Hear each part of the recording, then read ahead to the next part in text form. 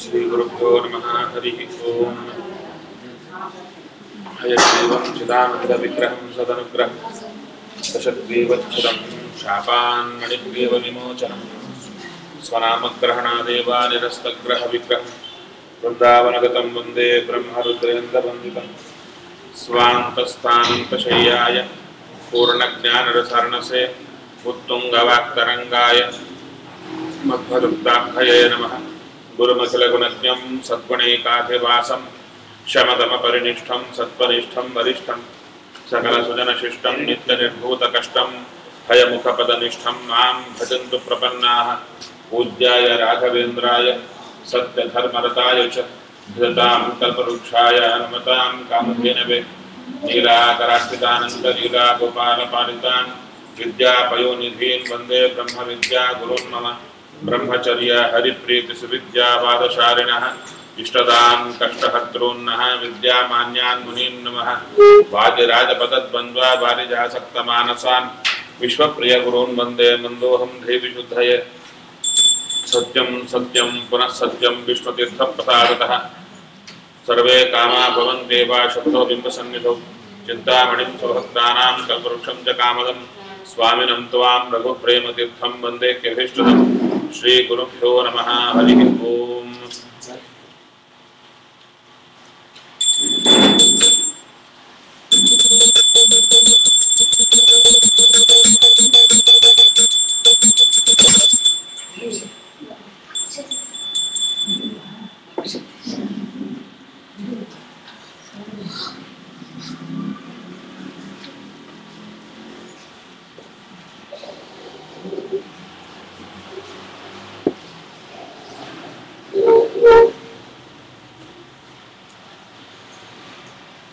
ಮೊದಲನೇ ಪ್ರಕರಣ ಪೂರ್ತಿ ಆಯ್ತಾ?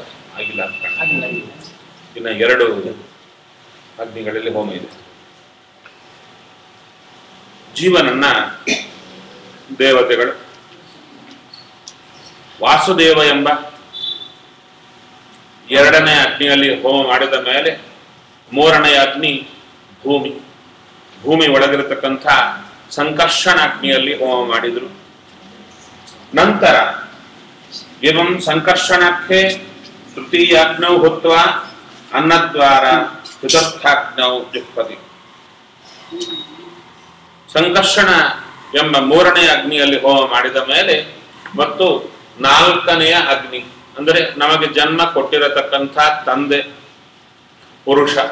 ಪುರುಷನೊಳಗೆ ಹೋಮ ಆಗ್ತಾ ಇದೆ. ಪುರುಷನೊಳಗಿರುವ ಸಂಕರ್ಷಣ ಪ್ರದ್ಯುಮ್ನನೇ ವಿಶೇಷವಾಗಿ 4ನೇ ಅಗ್ನಿ. ಪುರುಷನೊಳಗಿರುವ ದೇವನಿಗೆ ಪುರುಷ ಅಂತಾನೆ ಹೆಸರು. ಈ ಅಗ್ನಿಗೆ ಪುರುಷ ಅಂತ ಯಾಕೆ ಹೆಸರು ಅಂದರೆ ಪುರುತ್ವಾತ್ ಪೂರ್ಣತ್ವಾತ್ ಪುರುಷ. ಇಲ್ಲಿ ಇವ ಶ್ರೇಷ್ಠನಾದವ ಅಷ್ಟೇ ಅಲ್ಲ, ವಿಶೇಷವಾಗಿ ಪೂರ್ಣನಾಗಿದ್ದಾನೆ. ಆದ್ದರಿಂದ ದೇವರಿಗೆ ಪುರುಷ ಅಂತ ಹೆಸರು. ಪುರುಷನೊಳಗಿರುವ ಪ್ರದ್ಯುಮ್ನಾಗ್ನಿಗೆ ಪುರುಷ ಅಂತಲೇ ಹೆಸರು. ಆ ಪ್ರದ್ಯುಮ್ನಿಂದ ಹೊರಬಂದಂತ 5 ಭಗವದ್ ರೂಪಗಳು: ನಾರಾಯಣ, ವಾಸುದೇವ, ಸಂಕರ್ಷಣ, ಪ್ರದ್ಯುಮ್ನ, ಅನಿರುದ್ಧ. ಕ್ರಮ ಹೇಗೆ? ಪ್ರದ್ಯುಮ್ನ ನಾರಾಯಣ, ಪ್ರದ್ಯುಮ್ನ ವಾಸುದೇವ, ಪ್ರದ್ಯುಮ್ನ ಸಂಕರ್ಷಣ, ಪ್ರದ್ಯುಮ್ನ ಪ್ರದ್ಯುಮ್ನ ಅನಿರುದ್ಧ ಅಂತ 5 ರೂಪಗಳ ಪರಿಚಯ. ಹಾಗಾದರೆ ಈ ಮೊದಲನೆಯ ರೂಪ ಪ್ರದ್ಯುಮ್ನಿಂದ ಬಂದ ನಾರಾಯಣ ರೂಪ ಎಲ್ಲಿದೆ ಅಂದರೆ ಪುರುಷನ ವಾಕ್ಕಿನಲ್ಲಿದೆ. ಪುರುಷನ ವಾಕ್ಕಿನಲ್ಲಿರುವ ಪ್ರದ್ಯುಮ್ನ ನಾರಾಯಣ ರೂಪ ವಾಕ್ ಅಂತ ಕರೆಸಿಕೊಂಡಿದೆ. ಯಾಕೆ ಅಂದರೆ ವಚನಾತ್ ವಾಂಗ್ನಾಮ, ತಾನು ನುಡಿದು ಪುರುಷನಿಂದ ನುಡಿಯುವಂತೆ, ಜೀವರಿಂದ ನುಡಿಯುವಂತೆ ಮಾಡತಾನಾದ್ದರಿಂದ ದೇವರಿಗೆ ವಾಕ್ ಅಂತ ಹೆಸರು. ಪ್ರದ್ಯುಮ್ನ ನಾರಾಯಣನೇ ಇದ್ದಾನೆ ವಾಕ್ಕಿನಲ್ಲಿ, ವಾಕ್ ಅಂತ ಕರೆಸಿಕೊಂಡು ಸಮಿತ್ತಾಗಿದ್ದಾನೆ. ಇನ್ನ 2ನೇದು ಸಂಕರ್ಷಣಾತ್ ಪ್ರಾಣನಾಮ ಪ್ರಾಣ ಸಂಸ್ಥಿತ ಪ್ರದ್ಯುಮ್ನ ವಾಸುದೇವ. ಪ್ರದ್ಯುಮ್ನಿಂದ ಹೊರಬಂದ ವಾಸುದೇವ ರೂಪ ಧೂಮವಾಗಿದೆ. ಯಾಕೆ ಈತನಿಗೆ ಪ್ರಾಣ ಅಂತ ಹೆಸರು? ಪ್ರಾಣದೊಳಗಿದ್ದಾನೆ. ಯಾಕೆ? ಪ್ರಾಣನಾಥ್ ಅಥವಾ ಸಂಕರ್ಷಣಾತ್ ಊಟ ಮಾಡುವಾಗ ಇಡೀ ಅವಯವಗಳನ್ನು ಸಂಕೋಚ ಮಾಡಿ ವಿಶೇಷವಾಗಿ ಈ ಆಹಾರ ದ್ವಾರವನ್ನೆಲ್ಲ ವ್ಯಾಕೋಚ ಆಗುವಂತೆ ಮಾಡುತ್ತಾನೆ. ಇದು ಪ್ರಾಣನ ಕೆಲಸ. ಆದ್ದರಿಂದ ಪ್ರಾಣನೊಳಗಿರುವ ದೇವ ಸಂಕರ್ಷಣನಿಗೆ ಪ್ರಾಣ ಅಂತ ಕರೀತಾ ಇದ್ದಾರೆ. ನಂತರ ಪ್ರದ್ಯುಮ್ನನಿಂದ ಹುಟ್ಟಿದ ಸಂಕರ್ಷಣ, ಈತನೇ ಅರ್ಚಿಯಾಗಿದ್ದಾನೆ. ಎಲ್ಲಿರುವುದು ಅಂದರೆ ನಾಲಿಗೆಯಲ್ಲಿದ್ದಾನೆ. ಜಿಹ್ವಾ ಅಂತ ಕರೆಸಿಕೊಂಡಿದ್ದಾನೆ. ನಾಲಿಗೆಯಲ್ಲಿ ಎರಡು ಮಾತು, ಮುಖದಲ್ಲಿ ಒಂದು ವಾಕು ಬರ್ತಾ ಇದೆ, ಎರಡು ನಾಲಿಗೆ ರುಚಿಯನ್ನ ನೋಡುತ್ತಾ ಇದೆ. ಜಿಹ್ವಾ ಅಂದ್ರೆ ನಾವು ಪದಾರ್ಥ ಹಾಕುವ ಜಾಗ, ಅಲ್ಲಿರುವ ದೇವರಿಗೆ ಜಿಹ್ವಾ ಅಂತ ಹೆಸರು. ಜಿಹ್ವಾ ಅಂತ ಯಾಕೆ ಹೆಸರು ಅಂದರೆ ಹೂಯತೆ ಅಸ್ಮಿನ್ ಇತಿ, ಇವನೊಳಗೆ ಹೋಮ ಮಾಡುತ್ತಾರೆ, ಏನು ಹಾಕಿದ್ರು ಇಲ್ಲೇ ಹೋಮ ಆಗುತ್ತೆ. ಆದ್ದರಿಂದ ನಾಲಿಗೆ ಒಳಗಿರುವ ದೇವರಿಗೆ ಜಿಹ್ವಾ ಅಂತ ಹೆಸರು. ಯಾರೀತ? ಪ್ರದ್ಯುಮ್ನ ಸಂಕರ್ಷಣ. ಈತನೇ ಪುರುಷನೆಂಬ ಅಗ್ನಿಯಲ್ಲಿ ಅರ್ಚಿ ಆಗಿದ್ದಾನೆ. ನಂತರ ಪುರುಷನಲ್ಲಿರುವಂಥ ಪ್ರದ್ಯುಮ್ನ ಈತನೇ ಅಂಗಾರವಾಗಿದ್ದಾನೆ. ಎಲ್ಲಿದ್ದಾನೆ ಅಂದ್ರೆ ಕಣ್ಣಿನೊಳಗಿದ್ದಾನೆ. ದರ್ಶನಾತ್ ಚಕ್ಷುರ್ನಾಮ, ತಾನು ಒಳಗಿದ್ದು ತೋರಿಸಿ ಎಲ್ಲರನ್ನು ಉದ್ಧಾರ ಮಾಡುತ್ತಾ ಇದ್ದಾನೆ. ಇನ್ನ ಕೊನೆಯದು ಪ್ರದ್ಯುಮ್ನನಿಂದ ಹುಟ್ಟಿದ ಅನಿರುದ್ಧ. ಪ್ರದ್ಯುಮ್ನಿಂದ ಹುಟ್ಟಿದ ಅನಿರುದ್ಧನೇ ವಿಸ್ಫುಲಿಂಗವಾಗಿದ್ದಾನೆ. ಈ ಪುರುಷಾಗ್ನಿಯಲ್ಲಿ ಕಿಡಿಯಾಗಿದ್ದಾನೆ. ಈ ಪ್ರದ್ಯುಮ್ನನಿಂದ ಹುಟ್ಟಿದ ಅನಿರುದ್ಧ ಶ್ರೋತ್ರದೊಳಗಿದ್ದಾನೆ. ವ್ಯಾಪಾರ ವ್ಯಾಪ್ತಿ, ವ್ಯಾಪ್ತಿಯಲ್ಲಿ ಶ್ರೋತ್ರದಲ್ಲಿ. ಶ್ರವಣಾತ್ ಶ್ರೋತ್ರನಾಮ, ತಾನು ಇದ್ದು ಎಲ್ಲರಿಗೂ ಕೇಳುವಂತೆ ಮಾಡುತ್ತಾನದ್ದರಿಂದ ಶ್ರೋತ್ರ ಅಂತ ದೇವರಿಗೆ ಹೆಸರು. ಒಟ್ಟಾರೆ ಈ 5 ರೂಪಗಳಿಂದ ಕೂಡಿದ ಪುರುಷಾಗ್ನಿಯಲ್ಲಿ ಹೋಮವನ್ನ ಮಾಡಿ ನಂತರ ರೇತೋದ್ವಾರ ಪಂಚಮಾಗ್ನೌ ಜುಹ್ವತಿ, ರೇತಸ್ಸಿನ ಮೂಲಕ 5ನೆಯ ಅಗ್ನಿ. ಯಾರು? ಸ್ತ್ರೀ, ನಮ್ಮ ತಾಯಿ. ತಾಯಿಯ ಒಳಗೆ ಭಗವಂತ ರೇತಸ್ಸಿನ ಮೂಲಕ ಜೀವನನ್ನ ಇಡಿಸ್ತಾ ಇದ್ದಾನೆ. ಸ್ತ್ರೀ ಅಂದ್ರೆ ಸಂಸ್ಕೃತದಲ್ಲಿ ಇನ್ನೊಂದು ಶಬ್ದ ಯೋಷ ಅಂತ ಕರೀತಾರೆ. ಯೋಷ ಎಂಬ ಸ್ತ್ರೀ ಒಳಗೆ ದೇವರು ಯೋಷ ಅಂತ ಕರೆಸಿಕೊಂಡಿದ್ದಾನೆ. ಕೊನೆಯ ಅಗ್ನಿ ಅನಿರುದ್ಧ. ದೇವರಿಗೆ ಕೂಡ ಯೋಷ ಅಂತಲೇ ಹೆಸರು. ಯಾಕೆಂದರೆ ಜೋಷತ್ವಾತ್ ಭೋಗ್ಯತ್ವಾತ್, ಸುಖಪ್ರದನಾಗಿದ್ದಾನೆ ಭಗವಂತ. ಆದ್ದರಿಂದ ದೇವರಿಗೆ ಯೋಷ ಅಂತ ಹೆಸರು. ಅಷ್ಟೇ ಅಲ್ಲ, ವಿಶೇಷವಾಗಿರತಕ್ಕಂಥ ಸಂತೋಷದ ಪರಮಾವಧಿಯನ್ನ ಕೊಡತಕ್ಕಂಥವ ದೇವರು. ಆದ್ದರಿಂದ ಯೋಷ ಅಂತ ದೇವರಿಗೆ ಹೆಸರು. ಒಟ್ಟಾರೆ ತಾತ್ಪರ್ಯ ಶಾಸ್ತ್ರದಿಷ್ಟ ಆಗಿದೆ. ಎಲ್ಲಿ ಪದಾರ್ಥದಿಂದಾದರೂ ವ್ಯಕ್ತಿಯಿಂದಾದರೂ ಎಲ್ಲಿಂದಾದರೂ ನಮಗೆ ಏನಾದರೂ ಸಂತೋಷ ಬರ್ತಾ ಇದೆ ಅಂದರೆ ಅದು ಅಲ್ಲಿಂದ ಬರ್ತಾ ಇಲ್ಲ, ಅಲ್ಲಿ ಒಳಗಿರುವ ದೇವರಿಂದ ಬರ್ತಾ ಇದೆ ಎಂಬ ಎಚ್ಚರ ನಮಗಿರಲಿ ಎಂಬುದು ಎಲ್ಲ ಕಡೆ ಕೊಡ್ತಾ ಇದ್ದಾರೆ. ಸರಿ, ನಂತರ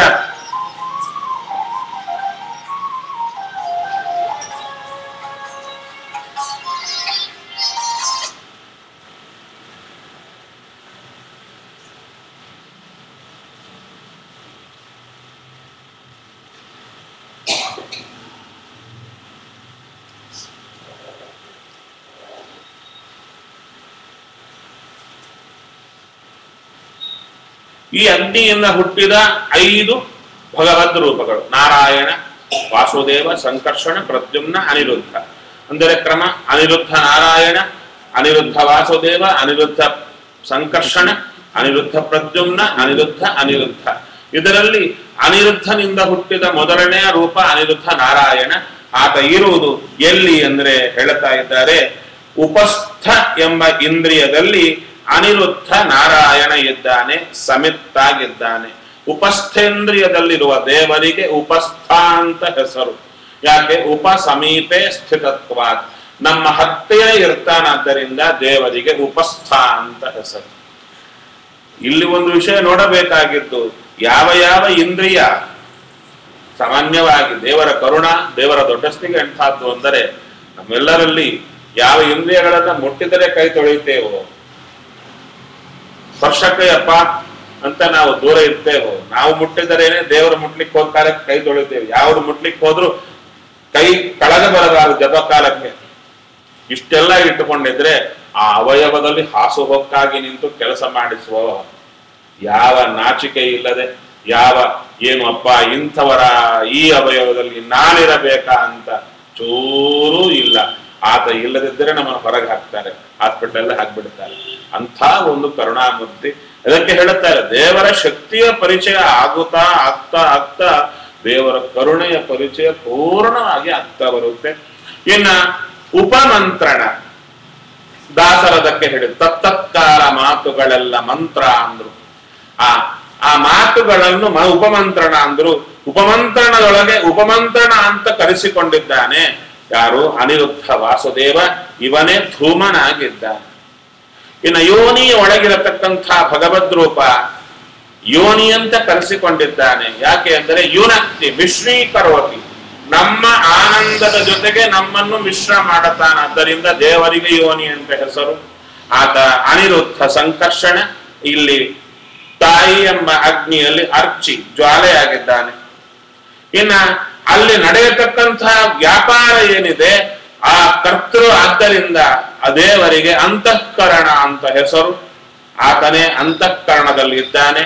ಆತನೇ ಅನಿರುದ್ಧ ಪ್ರದ್ಯುಮ್ನ ಅಂಗಾರವಾಗಿದ್ದಾನೆ. ಇನ್ನ ತೂಳಿದ ಆನಂದಗಳೇ ಅಲ್ಲಿ ಹೇಳುತ್ತಾರೆ.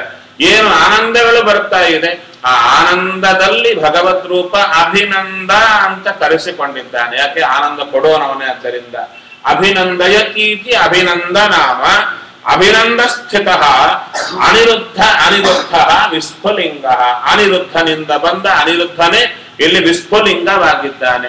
ಈ ರೀತಿಯಲ್ಲಿ ಕ್ರಮೇಣ ಪಂಚಾಗ್ನೌ ಹೋಮಾನಂತರಂ, ಕ್ರಮದಿಂದ 5 ಅಗ್ನಿಗಳಲ್ಲಿ ಹೋಮ ಆದ ಮೇಲೆ ಜೀವನಿಗೆ ಪುರುಷ ಅಂತ ಹೆಸರಿರುವಂತ ದೇಹ ಬರ್ತಾ ಇದೆ. ಸರಿ, ಇಷ್ಟು ಗೊತ್ತಾಯಿತು.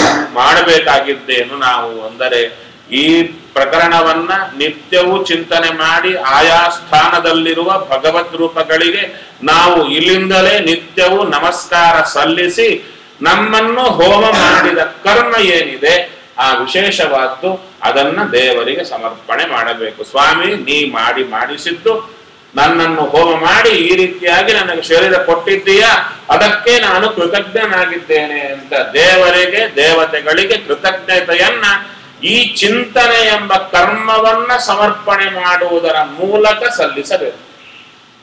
ಅವಾಗೆ 3 ಬರುತ್ತೆ. ಮೊದಲೇ ಹೇಳಿದಂತೆ, ಮೊದಲು ದೇವರ ಋಣ ತೀರ್ಲಿಕ್ಕೆ ಸಾಧ್ಯ ಇಲ್ಲ, ದೇವತೆಗಳ ಋಣ ತೀರುತ್ತೆ. ಇದರಿಂದ ದೇವತೆಗಳು ಮಾಡಿದ ಉಪಕಾರ ಅದರ ಸ್ಮರಣೆ ಆಗುತ್ತೆ. ಪಿತೃಗಳ ಋಣ ತೀರುತ್ತೆ. ಇದರಿಂದ ದೇಹದ ಮೇಲೆ ಅಭಿಮಾನ ಕಡಿಮೆ ಆಗುತ್ತೆ. ಅದರಿಂದಾಗಿ ನಮಗೆ ಒಂದು ಸಾಯುವ ಕಾಲಕ್ಕೆ 100 ಚೇಳು ಕಚ್ಚಿದ ನೋವು ಆಗೋದಿಲ್ಲ. ಸತ್ತ ಮೇಲೆ ಶವದಹನ ಆಗ್ತಾ ಇದ್ರು ತಾಪ ಬರಲ್ಲ. 2 ಪ್ರಧಾನ ಉಪಯೋಗಗಳಿವು ಅಂತ ತಿಳಿಸಿಕೊಡ್ತಾ ಇದ್ದಾರೆ. ನಂತರ ಬರತಕ್ಕಂಥ ಪ್ರಕರಣ ಜೀವ ಹುಟ್ಟಿದ ಮೇಲೆ ಆಗುವಂಥ ಮೊದಲನೆಯ ಅಂದರೆ ಪ್ರಧಾನವಾದ ಸಂಸ್ಕಾರ ಯಾವುದು ಅಂದರೆ ಉಪನಯನ. ಅದೇ ಉಪನಯನ ಪ್ರಕರಣ ಅಂಬುದು. ಉಪನಯನ ಶಬ್ದಕ್ಕರ್ಥ ಉಪ ಅಂದ್ರೆ ಹತ್ತಿರ, ನಯನ ಕರೆದುಕೊಂಡು ಹೋಗುವುದು. ದೇವರ ಹತ್ತಿರ ಕರೆದುಕೊಂಡು ಹೋಗುವ ಪ್ರಕರಣಕ್ಕೆ ಉಪನಯನ ಪ್ರಕರಣ. ನಮಗೆ ಉಪನಯನ ಮಾಡುವುದು ಅಂದ್ರೆ ಒಂದು 3 ಎಡೆ ಹಾಕುವುದು ಮಾತ್ರ ಅಲ್ಲ, ದೇವರ ಹತ್ತಿರ ಕರ್ಕೊಂಡು ಹೋಗುವ ಪ್ರಯತ್ನ. ಅದು ಹೇಗೆ? ಗಾಯತ್ರಿಯ ಮೂಲಕ, ಗಾಯತ್ರಿ ಮಂತ್ರದ ಮೂಲಕ ನಮ್ಮನ್ನ ದೇವರ ಹತ್ತಿರ ಕರೆದುಕೊಂಡು ಹೋಗುವ ಪ್ರಯತ್ನ. ಸಾಮಾನ್ಯವಾಗಿ ನಮಗಂತೂ ಪಾಪ ಹರಿದು ಬರ್ತಾ ಇರುತ್ತೆ ಎಲ್ಲಾ ಕಡೆಯಿಂದ. ದಾನದ ಮೂಲಕ ಯಾರಾದರೂ 1 ರೂಪಾಯಿ ದಾನ ಕೊಟ್ರೆ ತಕ್ಕಂತ ಅವರ ಪಾಪ ನಮ್ಮ ಹತ್ರ ಹರಿದು ಬರುತ್ತೆ. ಅದು ಮಾತ್ರ ಖಚಿತ. 1 ಅಕ್ಕಿ ಕಾಳು ತಗೊಂಡ್ರು ಕೂಡ ಅಷ್ಟು ಪಾಪ ನಮಗೆ ಬಂದೇ ಬರುತ್ತೆ. ಆ ದುಡ್ಡು ಆ ಪದಾರ್ಥ ಖರ್ಚಾಗಿ ಬಿಡುತ್ತೆ, ಬಂದ ಪಾಪ ಮಾತ್ರ ಖರ್ಚಾಗಲ್ಲ. ಹಾಗೆ ಸ್ಟಾಕ್ ಆಗಿದ್ದು 1 ದಿವಸ ಎಕ್ಸ್ಪ್ಲೋಡ್ ಆಗುತ್ತೆ. ಆದ್ದರಿಂದ ಹಿಂದಿನ ಕಾಲ ಅಪರಿಗ್ರಹ ಅಂತ ಯಾರು ಏನು ಕೊಟ್ಟರು ತಗೊಳ್ತಾ ಇದ್ರು. ಯಾಕೆ? ಡೈರೆಕ್ಟ್ ಪಾಪವೇ ಕಾಣುತ್ತಾ ಇತ್ತು ಅವರಿಗೆ ಆ ದುಡ್ಡಿನ ರೂಪದಲ್ಲಿ. ನಮಗದು ಕಾಣುತ್ತಾ ಇಲ್ಲ, ದುಡ್ಡು ಕಾಣುತ್ತಾ ಇರೋದಕ್ಕೆ ಏನು ಕೊಟ್ಟರು ದಾನ ಎಲ್ಲ ತಗೊಳ್ತಾ ಇರ್ತೀವಿ. ದಾನ ತಗೊಳ್ಳಲ್ಲಪ್ಪ ಅಂದ್ರೆ ಇದರಲ್ಲೂ 2 ರೀತಿ. ಒಬ್ಬರು ತಾವಾಗಿ ದಾನ ಕೊಟ್ರೆ ಅವರ ಪಾಪ ಚೂರು ಬರುತ್ತೆ. ನಾವಾಗಿ ಕೇಳಿ ತಗೊಂಡ್ರೆ ಒಂದ್ ಸ್ವಲ್ಪ ಜಾಸ್ತಿ ಬರುತ್ತೆ ಹೊರತು, ಕದ್ದು ತಗೊಂಡ್ರೆ ಇನ್ನೂ ಜಾಸ್ತಿ ಬರುತ್ತೆ ಅವರ ಪಾಪ. ಒಂದೇ ಪದಾರ್ಥ ಆ ಬರುವ ಕಾಲಕ್ಕೆ ಪಾಪ ಹೊತ್ತುಕೊಂಡು ಬರೋದು ಜಾಸ್ತಿ. ಅದಕ್ಕೆ ಕೃಷ್ಣ ಕದ್ದ, ಬೆಣ್ಣೆ ಕದ್ದ. ಯಾಕೆ ಅಂದ್ರೆ ತಾವಾಗಿ ಬೆಣ್ಣೆ ಕೊಟ್ರೆ ಬಹಳ ಕಡಿಮೆ ಪಾಪ ಬಂದಿತ್ತು, ಅಥವಾ ತಾನು ಕೇಳಿದರೆ ಎಷ್ಟು ಬರುತ್ತೆ, ಇನ್ನು ಸ್ವಲ್ಪ ಪಾಪ ಬರುತ್ತೆ.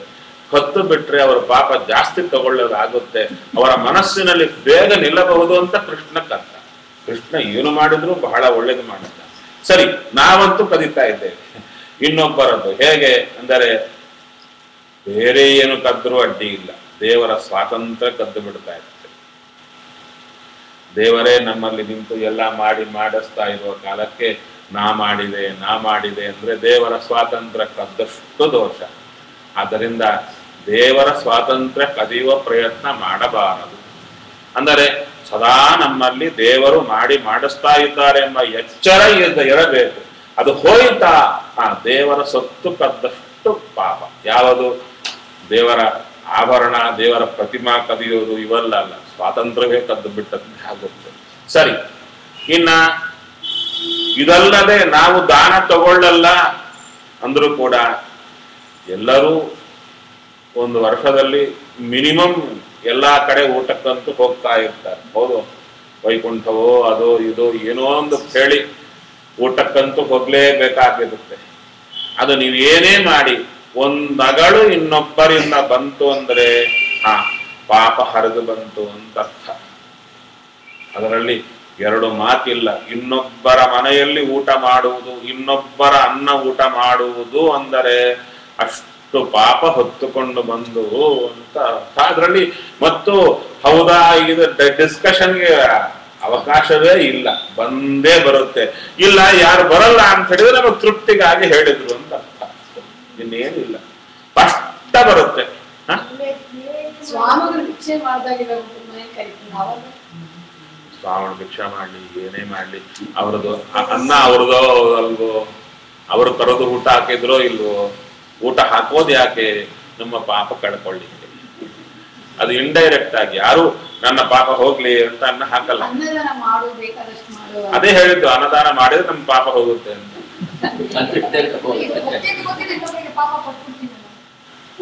ಏನಮ್ಮ ಅನ್ನದಾನ ಮಾಡಿದಾಗ ನಮ್ಗೆ ಗೊತ್ತಾಗುತ್ತೆ ಇನ್ನೊಬ್ಬರಿಗೆ ನಮ್ಮ ಪಾಪನ ಟ್ರಾನ್ಸ್ಫರ್ ಮಾಡ್ತಾ ಇದ್ದೀವಿ. ಹೌದು,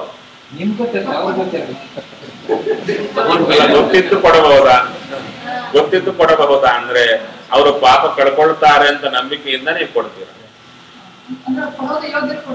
ಆ ಯೋಗ್ಯತಾ ಯಾಕೆ ಹೇಳಿದ್ರು? ಹಿಂದಿನ ಕಾಲದಿಂದ ಶ್ರಾದ್ದಕ್ಕಾಗ್ಲಿ ಯಾವ್ದಕ್ಕಾಗ್ಲಿ ಊಟಕ್ಕೆ ಯಾರನ್ನ ಕರೀಬೇಕು ಅಂದ್ರೆ ಅದಕ್ಕೆ ಲಿಸ್ಟ್ ಕೊಡ್ತಾ ಬಂದ್ರು. ಯಾರಿಗಾದರೆ ಬಂದ ಪಾಪ ಕಳ್ಕೊಳ್ಳುವ ತಾಕತ್ತಿರುತ್ತೋ ಅವ್ರನ್ನ ಮಾತ್ರ ಕರೀರಿ ಅಂತ. ಕಳ್ಕೊಳ್ಳಿಕ್ಕೆ ತಾಕತ್ತಿಲ್ಲ, ಇವಾಗ ಲೌಕಿಕರಿಗೆ ಊಟ ಹಾಕ್ಬೇಡ್ರಿ ಅಂತ ಹೇಳ್ತಾರೆ ಸಾಮಾನ್ಯವಾಗಿ. ಸ್ವಲ್ಪ ಹಾರ್ಶ್ ಲ್ಯಾಂಗ್ವೇಜ್ ಅಲ್ಲಿ ಹೇಳಿದ್ರೆ ಹೌದಲ್ವ? ಯಾಕೆ? ಅವ್ರು ಕಳ್ಕೊಳ್ಳಲ್ಲ, ಊಟ ಹಾಕಿದ್ರೆ ಪಾಪ ಹಾಗೆ ಕೂತಿರುತ್ತೆ, ಹಾಕಿದವರು ಪಾಪ ಬರುತ್ತೆ. ಅದು ದೃಷ್ಟಾಂತ. ಇಲ್ಲ, ಕಳ್ಕೊಳ್ಳಂಗಂದ್ರೆ ಎಲ್ಲ ಹೋಗ್ಬೋದು. ಆ ಕಳ್ಕೊಳ್ಳುವ ಮಾರ್ಗ ಇಲ್ಲಿ ಹೇಳ್ತಾ ಇದೆ. ಅದೇ ಬರ್ತಾ ಇದೆ, ಅಲ್ಲಿಗೆ ಬರ್ತಾ ಇದೆ. ಏನಿದೆ ಹಿಂದೆ ಪುರಾಣದಲ್ಲೂ ಬರುತ್ತೆ ಅಥವಾ ಉಪನಿಷತ್ತಿನಲ್ಲೂ ಬರ್ತಾ ಇದೆ. ಜನಕ ಮಹಾರಾಜ ಆಕಳು ದಾನ ಮಾಡುತ್ತಾ ಇದ್ದಾನೆ. ಆಕಳು ದಾನ ಮಾಡುವಾಗ ಬುಡಿಲ ಎಂಬ ಮಹರ್ಷಿ ಅವರು ಬಂದರು. ಹೆಸರು ಬುಡಿಲ. ಅವರು ದಾನ ಸ್ವೀಕಾರ ಮಾಡಿದಾಗ ಜನಕ ಮಹಾರಾಜ ಕೇಳಿದ, ಹೇ ಮಹರ್ಷೆ, ನೀವು ಗಾಯತ್ರಿ ಜಪ ಮಾಡುತ್ತಾ ಇದ್ದೀರಾ ಅಂದ್ರು. ಆತನಿಗೆ ಆಶ್ಚರ್ಯ ಆಯಿತು. ಅಲ್ಲ, ನನ್ನನ್ನೇನೋ ಮಹರ್ಷಿ ಅಂತ ಕರೀತಾ ಇದ್ದೀರಾ, ಗಾಯತ್ರಿ ಜಪ ಮಾಡದೇ ಇದ್ರೆ ನಾ ಮಹರ್ಷಿ ಹೇಗಾಗ್ತೀನ? ಅಲ್ಲ, ನೀವು ಮಹರ್ಷಿಗಳು ಅಂತ ನಿಮ್ಮ ವೇಷ ಭಾಷೆಗಳನ್ನು ನೋಡಿ, ನಿಮ್ಮ ಪ್ರವೃತ್ತಿಯನ್ನು ನೋಡಿ ಅರ್ಥ ಆಗ್ತಾ ಇದೆ. ಜನಕ ಮಹಾರಾಜ ಸಾಮಾನ್ಯನಲ್ಲ, ಒಳ್ಳೆ ಜ್ಞಾನಿ. ನೋಡುತ್ತಾ ಇದ್ರೆ ಸಾತ್ವಿಕರು ನೀವು, ಭಗವಂತನಿಗಾಗಿ ನಿಷ್ಠೆಯಿಂದ ಇದ್ದೀರೆಂದು ಗೊತ್ತಾಗ್ತಾ ಇದೆ. ಆದರೆ ಒಂದು, ನೀವು ಆಕಳನ್ನ ದಾನ ತಗೊಂಡಿದ್ದೀರಲ್ಲ, ದಾನ ತಗೊಂಡ ಮೇಲೆ ಪ್ರತಿಗ್ರಹ ದೋಷ ಬರಬಾರದಾಗಿತ್ತು. ಗಾಯತ್ರಿ ಮಾಡುವುದಾದ್ರೆ ದಾನ ತಗೊಂಡ ದೋಷ ಹೋಗಿಬಿಡುತ್ತೆ ಗಾಯತ್ರಿ ಮಾಡಿದರೆ. ನೀವು ಗಾಯತ್ರಿ ಮಾಡುತ್ತಾ ಇದ್ದೀರಿ ಅಂತ ಹೇಳ್ತೀರಾ, ಮುಖದಲ್ಲಿ ದಾನ ತಗೊಂಡ ದೋಷ ಸೂರ್ಯನಷ್ಟು ಕಾಣುತ್ತಾ ಇದೆ, ಅದಕ್ಕೆ ಕೇಳಿದೆ. ಶಾಕ್ ಆಯಿತು. ಅದಕ್ಕೆ ಋಷಿಗಳಿಗೆ ಆಯಿತು, ಇಲ್ಲ ಮಾಡುತ್ತಾ ಇದ್ದೇನೆ. ಹಾಗೆ ಮಾಡುವುದಾದ್ರೆ ನೀವು ಗಾಯತ್ರಿಯ ಮೊದಲನೆಯ ವರ್ಣದ ಪ್ರತಿಪಾದ್ಯ ಭಗವದ್ ರೂಪ ಯಾವುದು ಹೇಳಿ. ಉತ್ತರ ಗೊತ್ತಿಲ್ಲ. ಅಂದರೆ ಗಾಯತ್ರಿಯ ಮಂತ್ರದ ಮೊದಲನೆಯ ವರ್ಣದ ಪ್ರತಿಪಾದ್ಯ ಭಗವದ್ ರೂಪವನ್ನ ಚಿಂತನೆ ಮಾಡದೆ ಗಾಯತ್ರಿ 1000 ಮಾಡಿದರೂ ದಾನ ತಗೊಂಡ ದೋಷ ಹೋಗಲ್ಲ. ಹಾಗಾದ್ರೆ ಎಷ್ಟು ಜನ ಬೆಂಗಳೂರಿನಲ್ಲಿ ನನ್ನ ಸೇರಿಕೊಂಡು ಶ್ರಾದ್ದಕ್ಕೆ ಏನು ಪೂರ್ವ ಪಂಕ್ತಿ ಅಂತ ಕೂಡಿಸ್ತಾರೆ, ಅದು ಕೂಡಿಸಿದ ಮೇಲೆ ಎಷ್ಟು ದೋಷ ಇದೆ. ಗಾಯತ್ರಿ ಮಾಡಿಕೊಂಡ್ಬಿಡ್ತೇವೆ, ಈ ರಹಸ್ಯ ಗೊತ್ತೇ ಇರಲ್ಲ. ಅದೇನೋ ಹಾಗೆ ಕೂತಿರುತ್ತೆ, ಪಾಪ ವಿಶೇಷವಾದೆಲ್ಲ ಕೂತಿರುತ್ತೆ, ಪಾಪ ಪರಿಹಾರ ಅದು ಹೇಳ್ತಾ ಇದ್ದಾರೆ. ಹಾಗಾದರೆ ನನಗೆ ಆ ಮೊದಲನೆಯ ವರ್ಣದ ಪ್ರತಿಪಾದ್ಯ ಭಗವದ್ ರೂಪದ ಉಪದೇಶ ಕೊಡಿ ಅಂತ ರಾಜನನ್ನು ಕೇಳಿದ ಆ ಋಷಿ. ಅವಾಗ ರಾಜ ಹೇಳಿದ, ನಾನು ಕ್ಷತ್ರಿಯ, ನೀವು ಬ್ರಾಹ್ಮಣ, ನಾನು ಕೊಡಬಾರದು, ನಿಮ್ಮ ಗುರುಗಳನ್ನ ಕೇಳಿ. ಗುರುಗಳನ್ನ ಕೇಳಿದಾಗ ಉಪದೇಶ ಕೊಟ್ಟರು. ಮೊದಲನೆಯ ವರ್ಣದ ಪ್ರತಿಪಾದ್ಯ ರೂಪ ಅಗ್ನಿ ಅಂತರ್ಗತ ಪರಶುರಾಮ. ಅಗ್ನ್ಯಂತರ್ಗತ ಪರಶುರಾಮನನ್ನು ಚಿಂತನೆ ಮಾಡಿ ಗಾಯತ್ರಿ ಯಾರು ಮಾಡುತ್ತಾರೋ ಅವರಿಗೆ ಮಾತ್ರ ದಾನ ತಗೊಂಡ ದೋಷ ಹೋಗಿ ಬಿಡುತ್ತೆ, ಪಾಪ ಪರಿಹಾರ. ಆಗ ಹೆಂಗಸರು ಮತ್ತು ಪ್ರಶ್ನೆ, ನಮ್ಮ ಪಾಡಿಗೆ ನಮಗೆ ಗಾಯತ್ರಿ ಇಲ್ಲವಲ್ಲ ಅಂತ. ದೇವರ ಚಿಂತನೆಗೆ ಮಂತ್ರ ಬೇಕು. ಮಂತ್ರ ಅಧಿಕಾರ ಇಲ್ಲದವರಿಗೆ ಅರ್ಥ ಚಿಂತನೆ ಅಧಿಕಾರ ಇದೆ ಅಲ್ವಾ? ಕನ್ನಡದಲ್ಲಿ ಸೂರ್ಯಮಂಡಲ ಮಧ್ಯವರ್ತಿಯಾದ ನಾರಾಯಣ, ನೀನು ಗಾಯತ್ರಿ ಮಂತ್ರದ ಮೊದಲನೆಯ ವರ್ಣದಲ್ಲಿ ಪರಶುರಾಮನಾಗಿ ನಿಂತಿದ್ದೀಯಾ, ನನ್ನ ಉದ್ಧಾರ ಮಾಡು ಅಂದ್ರೆ ಕನ್ನಡದಲ್ಲಿ ದೇವರು ಕೇಳಲ್ಲೇನು? ಕೇಳಲ್ಲ. ಆದ್ದರಿಂದ ಹೆಂಗಸರಾದರೂ ಗಂಡಸರಾದರೂ ಅರ್ಥ ಚಿಂತನೆ ಪ್ರಧಾನ. ಗಾಯತ್ರಿ ಮಂತ್ರ ಈ ರೀತಿಯಾಗಿ ನಮಗೆ ಮೊದಲು ಇನ್ನೊಬ್ಬರಿಂದ ಹರಿದು ಬರುವಂಥ ಪಾಪ ನಿಲ್ಲಿಸುತ್ತೆ.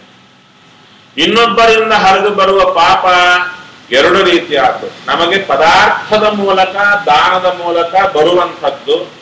ಎರಡನೆಯದು ಅವರವರಿಗೆ ನಾವು ದ್ರೋಹ ಮಾಡುವ ಮೂಲಕ ನಮಗೆ ಬರುವಂಥದ್ದು.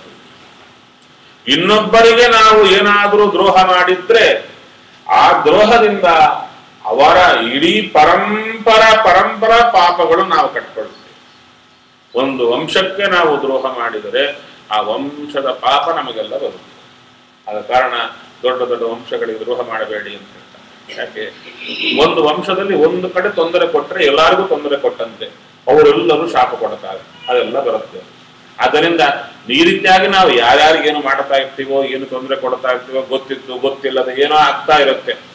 ಇವೆಲ್ಲ ದೋಷಗಳು ಹೋಗಬೇಕಾದರೆ ಗಾಯತ್ರಿ ಒಂದೇ ಮಾರ್ಗ. ಈ ಗಾಯತ್ರಿ ಕೂಡ ವಿಶೇಷವಾಗಿ 5 ಕಡೆ ನಿಲ್ಲಿಸಿ ಹೇಳಬೇಕು. ಪಂಚಶೀರ್ಷ ಅಂದ್ರು. 5 ಕಡೆ ನಿಲ್ಲಿಸಿ ಹೇಳಿದರೆ ಪಂಚಪಾತಕ ನಾಶಿನಿ.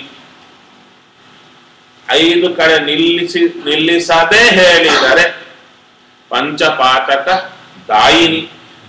ಬೆಳಿಗ್ಗೆದ್ದು ಗಾಯತ್ರಿಯನ್ನ ಖುಷಿ ಬಂದಂತೆ ಹೇಳಿ 5 ರೀತಿಯಾದ ಮಹಾಪಾತಗಳು ಜೋಗಿಯಲ್ಲಿ ಹಾಕೊಳ್ಬೋದು. ಎಷ್ಟು ಬೇಕಾದ್ರೆ ಹಾಕೊಳ್ಬೋದು. 10 ಸಲ ಅಂದ್ರೆ 10 × 5 50 ಬಂತು ಪಾಪಗಳು, ಮಹಾಪಾಪಗಳು ಬಂದ್ಬಿಡುತ್ತೆ. ಅದ ಕಾರಣ ಹೇಳ್ತಾ ಇದ್ದಾರೆ, ಗಾಯತ್ರಿಯನ್ನ ಚೆನ್ನಾಗಿ ಉಚ್ಚಾರ ಮಾಡಬೇಕು, ಸ್ವರ ಸಹಿತ ಉಚ್ಚಾರ ಮಾಡಬೇಕು, 5 ಕಡೆ ನಿಲ್ಲಿಸಿ ಹೇಳಬೇಕು. ಸ್ವರ ಸಹಿತ ಹೇಳಲೇಬೇಕು. ಸ್ವರ ಸಹಿತ ಇಲ್ಲದಿದ್ದರೆ ವ್ಯತಿರೇಕ ಫಲಗಳು ಕೊಟ್ಟು ಬಿಡುತ್ತೆ. ಅದ ಕಾರಣ ಸ್ವರ ಸಹಿತ 5 ಕಡೆ ನಿಲ್ಲಿಸಿ ಗಾಯತ್ರಿಯನ್ನ ಚೆನ್ನಾಗಿ ಉಚ್ಚಾರ ಮಾಡಿ ಹೇಳಬೇಕು. ಮೊದಲು ಕೊನೆಗಳಲ್ಲಿ ಓಂಕಾರ ಉಚ್ಚಾರ ಮಾಡಿರಬೇಕು. ಮೊದಲು ಕೊನೆಗಳಲ್ಲಿ ಓಂಕಾರ ಉಚ್ಚಾರ ಮಾಡದಿದ್ದರೆ ಸ್ರವತಿ ಅನಂಕೃತಂ ಬ್ರಹ್ಮ ಪರಸ್ತಾಚ್ಚ ವಿಶೇರ್ಯತೆ. ಮೊದಲು ಓಂಕಾರ ಹೇಳದಿದ್ದರೆ ಮಂತ್ರ ಸೋರಿ ಹೋಗುತ್ತೆ. ಕೊನೆಗೆ ಹೇಳದಿದ್ರೆ ಸೀಳಿ ಹೋಗುತ್ತೆ ಅದರ ಫಲ. ಇದು ಓಂಕಾರ ಸಂಪುಟೀಕರಣ ಕ್ರಮ. ಈ ರೀತಿಯಲ್ಲಿ ನೀವಾದರೂ ಓಂಕಾರ ಇಲ್ಲ ಶ್ರೀಕಾರ ಮಾಡಬೇಕು. ಹೆಂಗಸರು ಕೃಷ್ಣ ಮಂತ್ರ ಮಾಡಿಕೊಳ್ಳುವಾಗ ಶ್ರೀಕಾರ, ಆ ಶ್ರೀಕಾರ ಆದ್ರೂ ಕೂಡ ಸಂಪುಟೀಕರಣ ಮಾಡಬೇಕು. ಮೊದಲು ಕೊನೆಗೆ ಹೇಳಬೇಕು. ಮೊದಲು ಮಾತ್ರ ಹೇಳಿ ಕೊನೆಗೆ ಹೇಳದಿದ್ರೆ ಸಾಲದು. ಸರಿ, ಇಷ್ಟು ಹೇಳಿದ ಮೇಲೆ ಗಾಯತ್ರಿ ಮಂತ್ರ, ಈ ಗಾಯತ್ರಿ ಮಂತ್ರ ನಮಗೆ ಕೊಡುವುದೇನಯ್ಯ ಅಂದ್ರೆ ಆ ಪಾಪ ಪರಿಹಾರ ಮಾಡುತ್ತೆ ಮೊದಲನೆಯದು. ಎರಡನೆಯದು, ಆ ಪಾಪ ಹಿಂದಿನ ಅನೇಕ ಜನ್ಮಗಳಲ್ಲಿ ಮಾಡಿಕೊಂಡು ಬಂದದ್ದು ಹಾಗೇ ಬೆಳೆದು ಹೋಗಿರುತ್ತೆ. ಈ ಜನ್ಮದಲ್ಲಿ ಅದು ಒಂದು ಅವತಾರ ತಾಳುತ್ತೆ. ಅದನ್ನೇ ಅಪಮೃತ್ಯು. ಅಪಮೃತ್ಯು ಪರಿಹಾರಕ ಗಾಯತ್ರಿ. ಅದಕ್ಕೆ ಹೇಳ್ತಾರೆ ಗಾಯಂತಂ ತ್ರಾಯತೆ ಇತಿ ಗಾಯತ್ರಿ. ಯಾರು ಗಾನ ಮಾಡಿದರೆ ಅವರನ್ನು ರಕ್ಷಣೆ ಮಾಡುತ್ತೆ, ಆದ ಕಾರಣ ಗಾಯತ್ರಿ ಎಂದ್ರು. ಈ ಉಪನಯನ ಪ್ರಕರಣದಲ್ಲಿ ಗಾಯತ್ರಿಯ ಪರಿಚಯ ಮಾಡಿಕೊಡುತ್ತಾ ಇದ್ದಾರೆ, ಅಪರೂಪದ ರೀತಿಯಲ್ಲಿ ಮಾಡಿಕೊಡುತ್ತಾ ಇದ್ದಾರೆ. ಇನ್ನು ಸಾಮಾನ್ಯವಾಗಿ ಗಾಯತ್ರಿ ಎಂದ ಕೂಡಲೇ ಹೆಣ್ಣು ಮೂರ್ತಿಯ ಚಿತ್ರಣ ತುಂಬಾ ಕಡೆ ಸಿಗುತ್ತೆ. 5 ತಲೆ ಇಟ್ಟುಕೊಂಡಿರತಕ್ಕಂಥ ಹೆಣ್ಣು ಮೂರ್ತಿಯ ಚಿತ್ರಣ ಅವರು ಬರಲಿಕ್ಕೆ ಕಾರಣ ಇದೆ. ಅದು ಗಾಯತ್ರಿ ಹೌದಾ ಅಲ್ಲವಾ ಎಂಬುದಕ್ಕೆ ಒಂದೇ ಒಂದು ಉತ್ತರ ಅಲ್ಲ ಅಂತ. ಗಾಯತ್ರಿ ಮಂತ್ರ ಹೇಳುವ ರೂಪ ಅದಲ್ಲ. ಗಾಯತ್ರಿ ಮಂತ್ರ ಹೆಣ್ಣಿನ ಕುರಿತು ಹೇಳ್ತಾ ಇದೆ. ಗಾಯತ್ರಿ ಸ್ತ್ರೀಲಿಂಗ ಶಬ್ದ, ಆದ್ದರಿಂದ ಹೆಣ್ಣಿನ ಕುರಿತು ಹೇಳ್ತಾ ಇದೆ ಅಂತ ಕೆಲವರು. ಇಲ್ಲ, ಆಚಾರ್ಯರು ಹೇಳಿದ್ರು ನಾರಾಯಣನ ಕುರಿತು ಹೇಳ್ತಾ ಇದೆ ಅಂತ. ಅವರೇನಂತಾರೆ, ಗಾಯತ್ರಿ ಸಮಾಜಕ್ಕೆ ಹೋದರೆ ನಿಮಗೆ ಮಧ್ವಾಚಾರ್ಯರ ಫ್ಯಾನ್ಸ್ ನೀವೆಲ್ಲ, ಅದ ಕಾರಣ ಅವ್ರು ಹೇಳಿದಂತೆ ಮಾಡ್ತೀರಾ, ನೀವು ಆಲೋಚನೆ ಮಾಡಿ ಎಂದ್ರು. ಅದಕ್ಕೆ ಆಚಾರ್ಯರೇ ಅಂದ್ರು, ನೀವೇ ಆಲೋಚನೆ ಮಾಡಿ, ಅವರು ಹೇಳಿದಂತೆ ಬೇಡ, ನಾನು ಹೇಳಿದಂತೆ ಬೇಡ, ಮಂತ್ರ ಏನು ಹೇಳ್ತಾ ಇದೆ ನೋಡಿ ಎಂದು. ಮಂತ್ರದಲ್ಲಿ ಧಿಯೋ ಯೋ ನಃ ಪ್ರಚೋದಯಾತ್, ಯಹ ಅಂತ ಬಂತು. ಯಾವನಾದರೆ ಜಗತ್ತನ್ನು, ಅಲ್ಲಿ ಯಹ ಅಂತ ಬಂದಿದೆ. ಸಾಮಾನ್ಯವಾಗಿ ಯಹ ಎಂಬುದು ಎಲ್ಲಿ ಪ್ರಯೋಗ ಮಾಡುವುದು ಅಂದರೆ ಪುಲ್ಲಿಂಗ ಶಬ್ದ. ಯಾರು ಹೀಗೆ ಬರ್ತಾರೋ ಅವರು ಹಾಗೆ ಹೋಗ್ತಾರೆ, ಇಷ್ಟಿಟ್ಟುಕೊಳ್ಳೋಣ ಮಾತು. ಯಾರು ಅಂತ ಹೇಳಿದ್ರೆ ಬರೋದು ಗಂಡಸರಾದರೆ ಯಹ, ಯಹ ಆಗಚ್ಚತಿ ಸಯೇವ ಗಚ್ಚತಿ. ಯಾವ ಹೆಂಗಸರಾಗಿದ್ರೆ ಯಾ ಆಗಚ್ಚತಿ, ಯಾ ಅಂತ ಬರುತ್ತೆ, ಯಹ ಅಂತ ಬರಲ್ಲ. ಹಾಗಾದರೆ ಈ ಮಂತ್ರದಲ್ಲಿ ಯಾರು ಜಗತ್ತನ್ನ ರಕ್ಷಣೆ ಮಾಡುತ್ತಾ ಇದ್ದಾರೋ ಅವರು ನಮ್ಮ ಬುದ್ಧಿಯನ್ನು ಪ್ರೇರಣೆ ಮಾಡಲಿ ಅಂತ ಮಂತ್ರದ ಅರ್ಥ. ಅದು ಗಂಡಸಾದರೆ ಯಹ ಅಂತ ಬರಬೇಕು, ಹೆಂಗಸಾದರೆ ಯಾ ಅಂತ ಬರಬೇಕು. ಯಾ ಅಂತ ಬರಲಿಲ್ಲ. ಆದ್ದರಿಂದ ರೂಪ ಯಾವುದಾಯಿತು? ಗಂಡು ಪುಲ್ ಭಗವಂತನ ನಾರಾಯಣ ರೂಪ ಅಂತ ಆಚಾರ್ಯರ ಮಾತು ಸ್ಥಿರ ಆಯಿತು, ಮಿಕ್ಕ ಮಾತು ಬಿದ್ದು ಹೋಯಿತು. ಹಾಗಾದರೆ ಇನ್ನ 5 ತಲೆ ಇಟ್ಟುಕೊಂಡ ಈ ಹೆಣ್ಣಿಗೆ ಹುಟ್ಟು ಕೊಟ್ಟ ರೀತಿ ಹೇಗೆ ಅಂದರೆ ಅಪಾರ್ಥದ ರೀತಿ. ತೈತ್ತಿರಿಯದಲ್ಲಿ ಗಾಯತ್ರಿಯ ಪರಿಚಯ ಮಾಡುವಂತ ಮಂತ್ರ ಪ್ರಯೋಗ ಹೇಗೆ? ಗಾಯತ್ರಿ ತ್ರಿಪದ ಪಂಚಶೀರ್ಷ ಷಟ್ಕುಕ್ಷಿ ಅಂತೆಲ್ಲ ಹೇಳ್ತಾ ಬರ್ತಾರೆ. ಅದು ನೋಡಿದ್ರು, ಓ ಗಾಯತ್ರಿ ಪಂಚಶೀರ್ಷ 5 ತಲೆಗಳಿವೆ, ದ್ವಿಪದ 3 ಕಾಲು, ಷಟ್ಕುಕ್ಷಿ 6 ಹೊಟ್ಟೆ. ಇದೇನು ವಿಚಿತ್ರ ರೂಪ ಅಂದ್ರೆ ಇಲ್ಲ, ಅಪಾರ್ಥ ಮಾಡಿಕೊಂಡದ್ದು. ಗಾಯತ್ರಿ ಮಂತ್ರ 5 ಕಡೆ ನಿಲ್ಲಿಸಿ ಹೇಳ ಶೀರ್ಷಗಳಿವೆ, 3 ಪಾದಗಳಲ್ಲಿದೆ, ಕುಕ್ಷಿ 6 ಕಡೆ ನಾಭಿಸ್ಥಾನ ಅಂದರೆ ಅದರ ಅರ್ಥ ಒಡೆಯುವ ಜಾಗ 6 ಕಡೆ ಇದೆ. ಇದೆಲ್ಲ ಅರ್ಥ ಇದ್ದರೆ ಅಪಾರ್ಥ ಮಾಡಿಕೊಂಡು ಒಂದು ಹೆಣ್ಣಿಗೆ 5 ತಲೆ ಹಾಕಿ ಕೂಡಿಸಿದ್ರು. ಹಾಗಾದರೆ ಹೆಣ್ಣಲ್ಲ. ಹಾಗಾದ್ರೆ ಹೆಣ್ಣೇ ಇಲ್ಲವಾ ಗಾಯತ್ರಿ ಎಂಬ ಹೆಸರಿನಿಂದ ಅಂದ್ರೆ ಇದ್ದಾರೆ. ಛಂದಸ್ಸಿಗೆ ಅಭಿಮಾನಿ ದೇವತ ಗಾಯತ್ರಿ, ಛಂದಸ್ಸಿಗೆ ಅಭಿಮಾನಿ ದೇವತ ಗಾಯತ್ರಿ, ಬ್ರಹ್ಮದೇವರ ಪತ್ನಿ. ಆಕೆ 1 ತಲೆ ಮಾತ್ರ, ಛಂದೋ ಅಭಿಮಾನಿ ಮಾತ್ರ. ಗಾಯತ್ರಿ ಮಂತ್ರ ಹೇಳುವ ದೇವತ ಅಲ್ಲ. ಸರಿ, ಹಾಗಾದರೆ ನಮಗೆ ಒಂದು ಮಂತ್ರ ಸಿದ್ಧಿ ಆಗಬೇಕಾದರೆ, ಮಂತ್ರ ಕೆಲಸ ಮಾಡಬೇಕಾದರೆ, ಮಂತ್ರ ಕಂಡಂಥ ಋಷಿಗಳು, ಮಂತ್ರದ ಛಂದಸ್ಸು, ಮಂತ್ರದ ದೇವತ, ಮೂವರಿಗೂ ನಮಸ್ಕಾರ ಮಾಡಿಯೇ ಮಂತ್ರ ಹೇಳಬೇಕು. ಇಲ್ಲದಿದ್ದರೆ ಆ ಮಂತ್ರ ಫಲ ಕೊಡಲ್ಲ. ಅದಕ್ಕೆ ಗಾಯತ್ರಿ ಮಂತ್ರಕ್ಕೆ ವಿಶ್ವಾಮಿತ್ರ ಋಷಿ ಅಂತ ಹೇಳುತ್ತೇವೆ. ಹೇಳುವ ಕಾಲಕ್ಕೆ ತಲೆ ಮುಟ್ಟುಕೊಳ್ತೀವ. ಛಂದಸ್ಸು ಅಂದ್ರೆ ಮುಖ, ದೇವತಾ ಅಂದ್ರೆ ಹೃದಯ. ತಲೆ ಯಾಕೆ ಮುಟ್ಟಿಕೊಳ್ಳಬೇಕು ಅಂದ್ರೆ ಋಷಿ ಎಂದಾಗ ಅವರಿಗೆ ನಮಸ್ಕಾರ ಮಾಡಿದಂತೆ ತಲೆ ಮುಟ್ಟಿ, ನಂತರ ಮುಖದಿಂದ ಅಂದರೆ ಮುಖದಲ್ಲಿ ಅವರಿರುವ ಸ್ಥಾನಕ್ಕೆ ನಮಸ್ಕಾರ, ಎದೆಯಲ್ಲಿ ದೇವರಿಗೆ ಸ್ಥಾನ ಕೊಟ್ಟು ನಮಸ್ಕಾರ, ಈ ಮೂರು ಮಾಡಿದ ಮೇಲೆ ಮಾಡಬೇಕು. ಹಾಗಾದರೆ ಈ ಗಾಯತ್ರಿಯಲ್ಲಿ ಏನೇನಿವೆ ಅಂದ್ರೆ ಅನೇಕ ಮಂತ್ರಗಳ ಗುಂಪು ಗಾಯತ್ರಿ. ಯಾವ ಗಾಯತ್ರಿ? ವಿಶ್ವಾಮಿತ್ರ ಗಾಯತ್ರಿ. ಎರಡು ಗಾಯತ್ರಿಗಳಿವೆ, ಒಂದು ಬ್ರಹ್ಮ ಗಾಯತ್ರಿ, ಒಂದು ವಿಶ್ವಾಮಿತ್ರ ಗಾಯತ್ರಿ ಅಂತ. ಬ್ರಹ್ಮ ಗಾಯತ್ರಿ ಅಂದ್ರೆ ವ್ಯಾಕೃತಿಗಳಿಲ್ಲದೆ ಉಚ್ಚಾರ ಮಾಡುವುದು ಬ್ರಹ್ಮ ಗಾಯತ್ರಿ. ಭೂರ್ಭುವಸ್ವಃ ಎಂಬುದು ಇಲ್ಲದೆ ಉಚ್ಚಾರ ಮಾಡುವ ಗಾಯತ್ರಿ ಬ್ರಹ್ಮ ಗಾಯತ್ರಿ. ವ್ಯಾಕೃತಿ ಸಹಿತವಾಗಿ ಹೇಳುವಂಥದ್ದು ವಿಶ್ವಾಮಿತ್ರ ಗಾಯತ್ರಿ. ವಿಶ್ವಾಮಿತ್ರ ಗಾಯತ್ರಿ ನಾವು 1000 ಮಾಡಬೇಕು ಹೊತ್ತಿಗೆ. ಸಹಸ್ರ ಪರಮಾಂ ದೇವೀಂ ಶತಮಧ್ಯಾಂ ದಶಾವರಾಂ, ಒಂದಕ್ಕೆ ಬರಲಿಲ್ಲ, 10ಕ್ಕೆ ನಿಲ್ಲಿಸಿದ್ರು. ನಂತರ ನಾವು ಬ್ರಹ್ಮ ಗಾಯತ್ರಿ 10 ಮಾಡಬೇಕು. ಸ್ವಾಮಿಗಳು ಬ್ರಹ್ಮ ಗಾಯತ್ರಿ ಎಷ್ಟಾದರೂ ಮಾಡಬಹುದು, ವಿಶ್ವಾಮಿತ್ರ ಗಾಯತ್ರಿ 10 ಮಾಡಬೇಕು, ಅದು ನಿಯಮ. ಹಾಗಾದರೆ ವಿಶ್ವಾಮಿತ್ರ ಗಾಯತ್ರಿಯಲ್ಲಿ ಒಂದಲ್ಲ ಎರಡಲ್ಲ 3 ಮಂತ್ರಗಳು, ಅಥವಾ ಎಷ್ಟು 5 ಮಂತ್ರಗಳಿವೆ. ಓಂಕಾರ ಇದೆ, ಭೂರ್ಭುವ ಸ್ವಹ ಅಂತ 3 ವ್ಯಾಕೃತಿಗಳು ಒಟ್ಟು ಸೇರಿಸಿದರೆ ಒಂದು ಮಂತ್ರ, ಬಿಡಿಸಿದರೆ ಭೂಹು ಎಂಬುದು ಒಂದು ಮಂತ್ರ, ಭುವಃ ಎಂಬುದು, ಸ್ವಹ ಎಂಬುದು ಪ್ರತ್ಯೇಕ ಮಂತ್ರಗಳು. ನಂತರ ಗಾಯತ್ರಿ ಅದೊಂದು ಮಂತ್ರ. ಇಷ್ಟು ಮಂತ್ರಗಳು ಸೇರಿದರೆ ವಿಶ್ವಾಮಿತ್ರ ಗಾಯತ್ರಿ. ಸರಿ, ಇನ್ನ ಒಂದು ವಿಶೇಷ ಏನು ಅಂದರೆ ಓಂಕಾರ ಮೊದಲು ದೇವರ ಬಾಯಿಂದ ಹೊರಬಂದ ಮೊದಲು ವರ್ಣ ಓಂಕಾರ. ಓಂಕಾರ ಅಪಶಬ್ದ ಎರಡು ಕೂಡ ಪರಮ ಮಂಗಳಕರವಾದ್ದು. ಆ ಓಂಕಾರ ಮೊದಲು ಹೊರಬಂತು. ಓಂಕಾರದಿಂದ ಹೊರಬಂದದ್ದು ವ್ಯಾಕೃತಿಗಳು, 3 ವ್ಯಾಕೃತಿಗಳು. 3 ವ್ಯಾಕೃತಿಗಳಿಂದ ಹೊರಬಂದದ್ದು 3 ಪಾದಗಳಿರುವ ಗಾಯತ್ರಿ. 3 ಪಾದಗಳಿರುವ ಗಾಯತ್ರಿಯಿಂದ ಹೊರಬಂದದ್ದು 3 ವರ್ಗಗಳಿಂದ ಕೂಡಿದ ಪುರುಷ ಸೂಕ್ತ. 3 ವರ್ಗಗಳಿಂದ ಕೂಡಿದ ಪುರುಷ ಸೂಕ್ತದಿಂದ ಹೊರಬಂದದ್ದು 4 ವೇದಗಳು. ಒಟ್ಟಾರೆ 4 ವೇದಗಳಿಗೆ ಹುಟ್ಟು ಕೊಟ್ಟದ್ದು ಯಾವುದು? ಓಂಕಾರ. ಕಂಪ್ರೆಸ್ಡ್ ಟ್ಯಾಬ್ಲೆಟ್, ಅದು ಒಂದೇ ಒಂದು ಓಂಕಾರ. ಹಿಂದೆ ಋಷಿಗಳು ನೋಡಿದರಂತೆ, ಒಂದು ಕಡೆ 4 ಜನ 4 ವೇದ ಬಲ್ಲವರು ಹೇಳುತ್ತಾ ಇದ್ದಾರೆ. ಹೇಳುವ ಕಾಲಕ್ಕೆ ಅವರ ಒಂದೊಂದು ವರ್ಣ ಉಚ್ಚಾರ ಆಗುವಾಗ ಭಗವದ್ ರೂಪಗಳು ಹೊರಗೆ ಹೊರಡುತ್ತಾ ಇದ್ದಾರೆ. ಆ ರೂಪಗಳೆಲ್ಲ ಇಡೀ 4 ವೇದ ಪೂರ್ಣ ಉಚ್ಚಾರ ಆದ ಮೇಲೆ ಒಂದೊಂದು ವರ್ಣದಿಂದ ಬಂದ ಭಗವದ್ ರೂಪ ಹಾಗೇ ನಿಲ್ಲಿಸಿದರೆ ಎಷ್ಟು ಗುಂಪು ನಿಂತಿತ್ತೋ ದೇವರ ರೂಪಗಳು.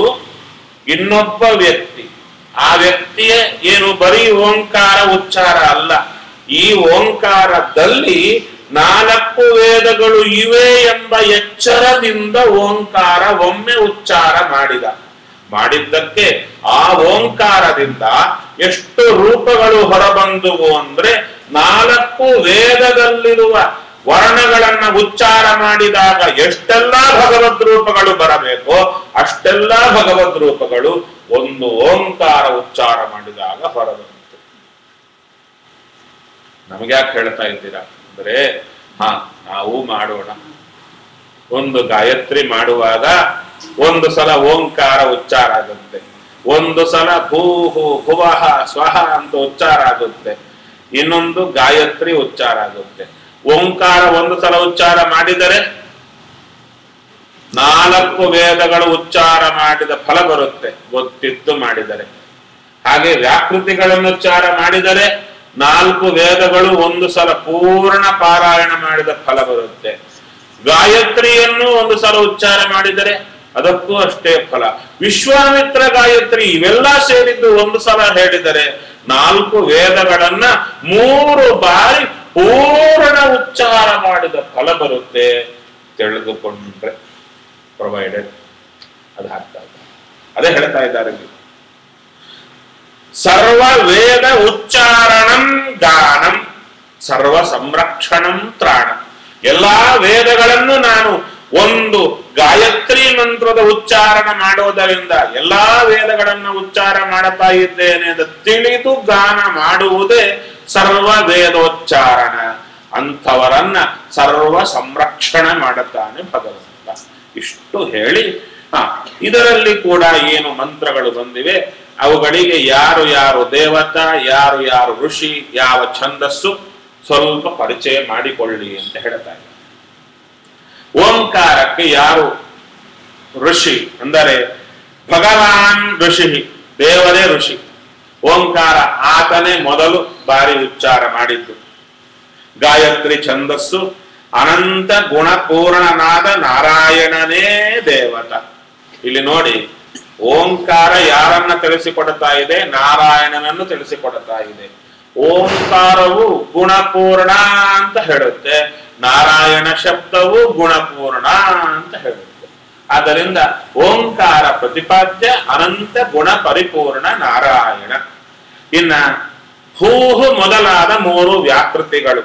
ಆ 3 ವ್ಯಾಕೃತಿಗಳು ಒಟ್ಟು ಸೇರಿ ಒಂದು ಮಂತ್ರ ಅಂತ ಉಚ್ಚಾರ ಮಾಡುವುದಾದರೆ ಸೇರಿಸಿ ಭೂರ್ಭುವ ಸ್ವಹ ಅಂತ, ಅದಕ್ಕೆ ಬ್ರಹ್ಮ ಋಷಿ, ಬ್ರಹ್ಮದೇವರೇ ಋಷಿ, ಗಾಯತ್ರಿ ಛಂದಸ್ಸು, ಶ್ರೀಹರಿ ದೇವತ. ಎಂಥ ಶ್ರೀಹರಿ? ಉದ್ಯದಾದಿತ್ಯ ವರ್ಣ, ಉದಯಿಸುವ ಸೂರ್ಯನ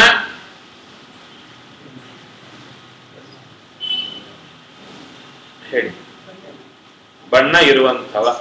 ಹೌದಾ? ಅಲ್ಲೇ ಎಡವುತ್ತೇವೆ, ಅದಕ್ಕೆ ಅಲ್ಲಿ ನಿಲ್ಲಿಸಿದೆ. ಉದಯಿಸುವ ಸೂರ್ಯನ ಬಣ್ಣದಂತಿರುವ ಅಪ್ರಾಕೃತ ಬಣ್ಣ ಹೊಂದಿದವ. ದೇವರ ಬಣ್ಣ ಅಪ್ರಾಕೃತ, ಸೂರ್ಯನ ಬಣ್ಣ ಪ್ರಾಕೃತ. ಈ ಬಣ್ಣ ದೇವರಿಗೆ ಬಳಿಯಬಾರದು, ಬಳದರೆ ದೋಷ. ದೇವರಿಗೆ ಪ್ರಕೃತಿಯ ಗುಣ ಅಂಟುಕೊಟ್ಟ ದೋಷ.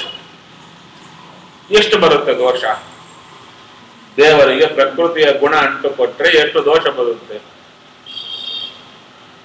ಅಂದರೆ, ಗಾಂಧಾರಿ ದೇವಿ, ಯಾವ ಜೀವಿ ತನ್ನ ಇಡೀ ಜೀವನದಲ್ಲಿ ಒಂದು ಕ್ಷಣ ಗಾಂಧಾರಿ ದೇವಿಯನ್ನ ಸ್ಮರಣೆ ಮಾಡಿದರೆ ಸಾಕಂತೆ ಅಷ್ಟು ಪುಣ್ಯ ರಾಶಿ ಬಂದು ಬಿಡುತ್ತೆ. ಅಂಥ ಪತಿವ್ರತ, ಮಹಾಜ್ಞಾನಿ ಆಕೆ. ಅಂಥ ಆಕೆ ವೇದವ್ಯಾಸರು ಬಂದ್ರು, ಅಡಿಗೆ ಮಾಡಿ ಬಡಿಸಮ್ಮ ಅಂದ್ರು. ತುಂಬಾ ಅಡಿಗೆ ಮಾಡಿದ್ಲು, ತನ್ನ ಕೈಯಿಂದ ಬಡಿಸಿದ್ಲು. ಹೊಟ್ಟೆ ತುಂಬ ಊಟ ಮಾಡಿದ್ರು. ಏನು ಬೇಕು ಕೇಳು ಅಂದ್ರು. 100 ಜನ ಮಕ್ಕಳು ಬೇಕು ಅಂದ್ರು. ಆಯಿತು ಅಂದ್ರು. 100 ಜನ ಮಕ್ಕಳು ಬಂದ್ರು. ಎಂಥ ಮಕ್ಕಳು? ದುರ್ಯೋಧನ ಆದರು.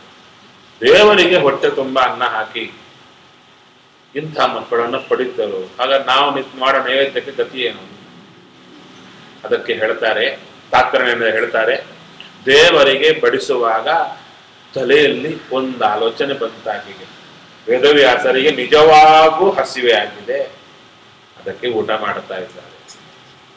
ಹಸಿವೆ ಇಲ್ಲದ ಪ್ರಕೃತಿಯ ಗುಣ ಹಸಿವೆ. ಆ ಹಸಿವೆ ಇಲ್ಲದ ದೇವರಿಗೆ ಹಸಿವೆ ಇದೆ ಅಂತ ತಿಳ್ಕೊಂಡದ್ದಕ್ಕೆ ದುಷ್ಟರಾದ ಮಕ್ಕಳು ಬಂದರು. ದೇವರಿಗೆ ದೋಷ ಕೊಟ್ಟದ್ದಕ್ಕೆ ನಮಗಷ್ಟು ದೋಷ ಬಂತು. ಹಾಗೆ ನಾವು ನಿತ್ಯ ನೈವೇದ್ಯ ಮಾಡುವ ಕಾಲಕ್ಕೆ ದೇವರು ತಗೊಳ್ತಾನೆ ಅಂತ ಕೊಡ್ತೀವಲ್ಲ, ಹೌದಲ್ಲ? ಅಡಿಗೆ ಮಾಡಿದ್ರೆ ಒಂದ್ ದಿವಸ ಮಾಡ್ತೀವಿ, ಒಂದು ಹಬ್ಬಕ್ಕೆ ಒಂದ್ಸಲ ಕೇಳಿದ್ದಾರೆ. ಹಸಿವೆ ಇದೆ ಅಂತ ಹೇಳಿಲ್ಲ, ಚಿಂತನೆ ಹಾಗೆ ಮಾಡು ಅಂತ ಹೇಳಿಲ್ಲ, ಚಿಂತನೆ ಹಾಗೆ ಮಾಡಿ ಬಡಿಸು ಅಂತ ಹೇಳಿಲ್ಲ. ದೋಷ ಅಲ್ಲ, ದೇವರು ಹೇಳಿದ್ಮೇಲೆ ನಾವು ಕರ್ತವ್ಯ ಮಾಡಬೇಕು ಅಂತ ಮಾಡಬೇಕು. ಅಲ್ಲಲ್ಲ, ಬಡಿಸಿದ್ದಕ್ಕೆ ದೇವರೇ ನಂದಿಲ್ಲ, ಬಡಿಸೋ ಕಾಲಕ್ಕೆ ಚಿಂತನೆ ಮಾಡಿದ್ದಕ್ಕೆ ದೋಷ ಬಂತು.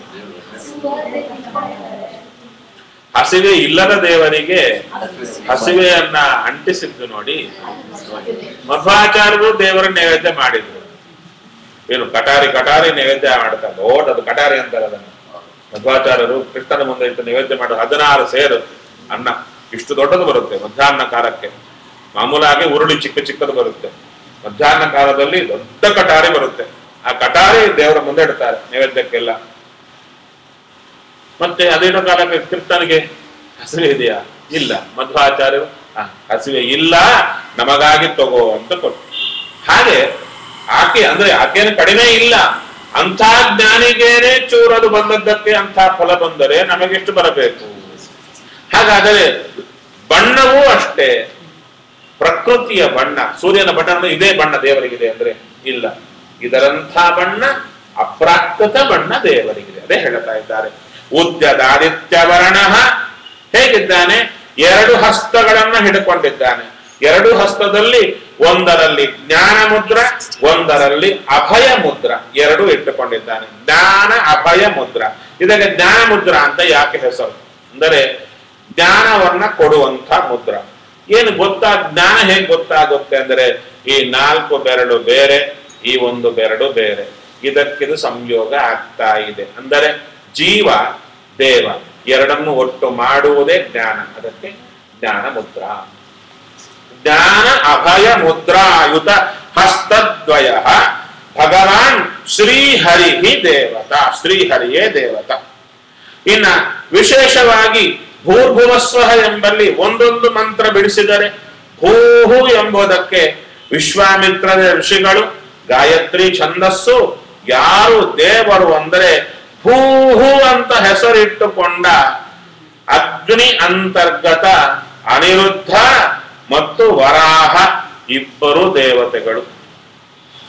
ಇವ ದೇವರಿಗೆ ಭೂ ಅಂತ ಯಾಕೆ ಹೆಸರು ಅಂದರೆ ಸ್ಫೂರ್ತಿ ರೂಪತ್ವಾತ್ ಪೂರ್ಣ ರೂಪತ್ವಾತ್. ಈತ ಒಳ್ಳೆ ಸ್ಫೂರ್ತಿವಂತ, ಪರಮ ಪೂರ್ಣವಂತ.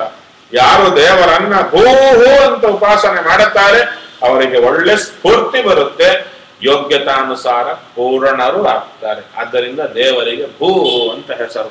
ಯಾರು ದೇವತೆಗಳು? ಅನಿರುದ್ಧ ವರಾಹ ಇಬ್ಬರು ದೇವತೆಗಳು.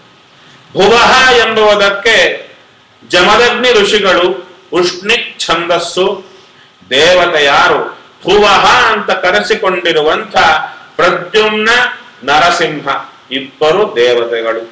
ಭುವಃ ಅಂದ್ರೆ ಅರ್ಥ ಏನು? ದೇವರ ಹೆಸರು ಭುವಃ, ಭಾವನಾತ್ ಭುವಃ, ಜಗತ್ತಿಗೆ ಹುಟ್ಟು ಕೊಡತಾನಾದ್ದರಿಂದ ದೇವರಿಗೆ ಭುವಃ ಅಂತ ಹೆಸರು. ಇನ್ನ ಭೂರಿ ವೀರ್ಯವತ್ವಾತ್ ಭುವಃ, ಪೂರ್ಣ ವೀರ್ಯವಂತನಾದ್ದರಿಂದ ದೇವರಿಗೆ ಭುವಃ ಅಂತ ಹೆಸರು. ಇನ್ನೊಂದು ಹೇಳುತ್ತಾರೆ ಭೂತಿ ವರತ್ವಾಚ್ಚ, ಇವನು ಭೂತಿ ವರ. ಭೂತಿ ಅಂದ್ರೆ ಸಂಪತ್ತು, ಸುಧಾದಲ್ಲಿ ಕೊನೆ ಕೊಡ್ತಾರೆ. ಭೂತಿ ಮಹಾಲಕ್ಷ್ಮೀ, ಸಂಪತ್ತು ಅಂತ ಹೇಳ್ತಾರೆ. ಇವ ಸಂಪತ್ತು ಉಳ್ಳವ ಅಲ್ಲ, ಇವನೇ ಸಂಪತ್ತು.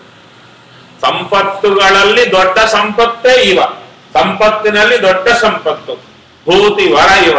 ಆದ್ದರಿಂದ ಇವನಿಗೆ ಭುವ ಅಂತ ಹೆಸರು. ಯಾರಿಗೆ? ಪ್ರದ್ಯುಮ್ನ ಮತ್ತು ನರಸಿಂಹ ಈ ಎರಡು ರೂಪಗಳಿಗೆ.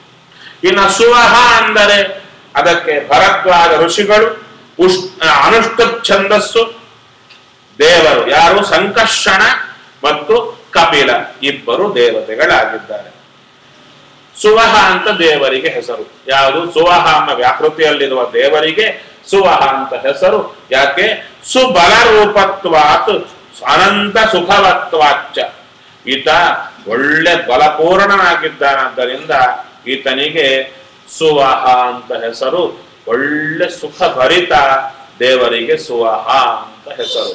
ಒಟ್ಟಾರೆ ಭೂಹು ಭುವಃ ಸ್ವಹ ಅಂತ 3 ವ್ಯಾಕೃತಿಗಳ ಒಳಗಿರುವ ಭಗವದ್ ರೂಪಗಳ ಪರಿಚಯ, ಹೆಸರಿನ ಪರಿಚಯ, ಆ ಹೆಸರಿಂದ ಯಾಕೆ ಬಂದಿದೆಂಬ ಗುಣದ ಪರಿಚಯ ಎಲ್ಲ ಮಾಡಿಕೊಟ್ರು.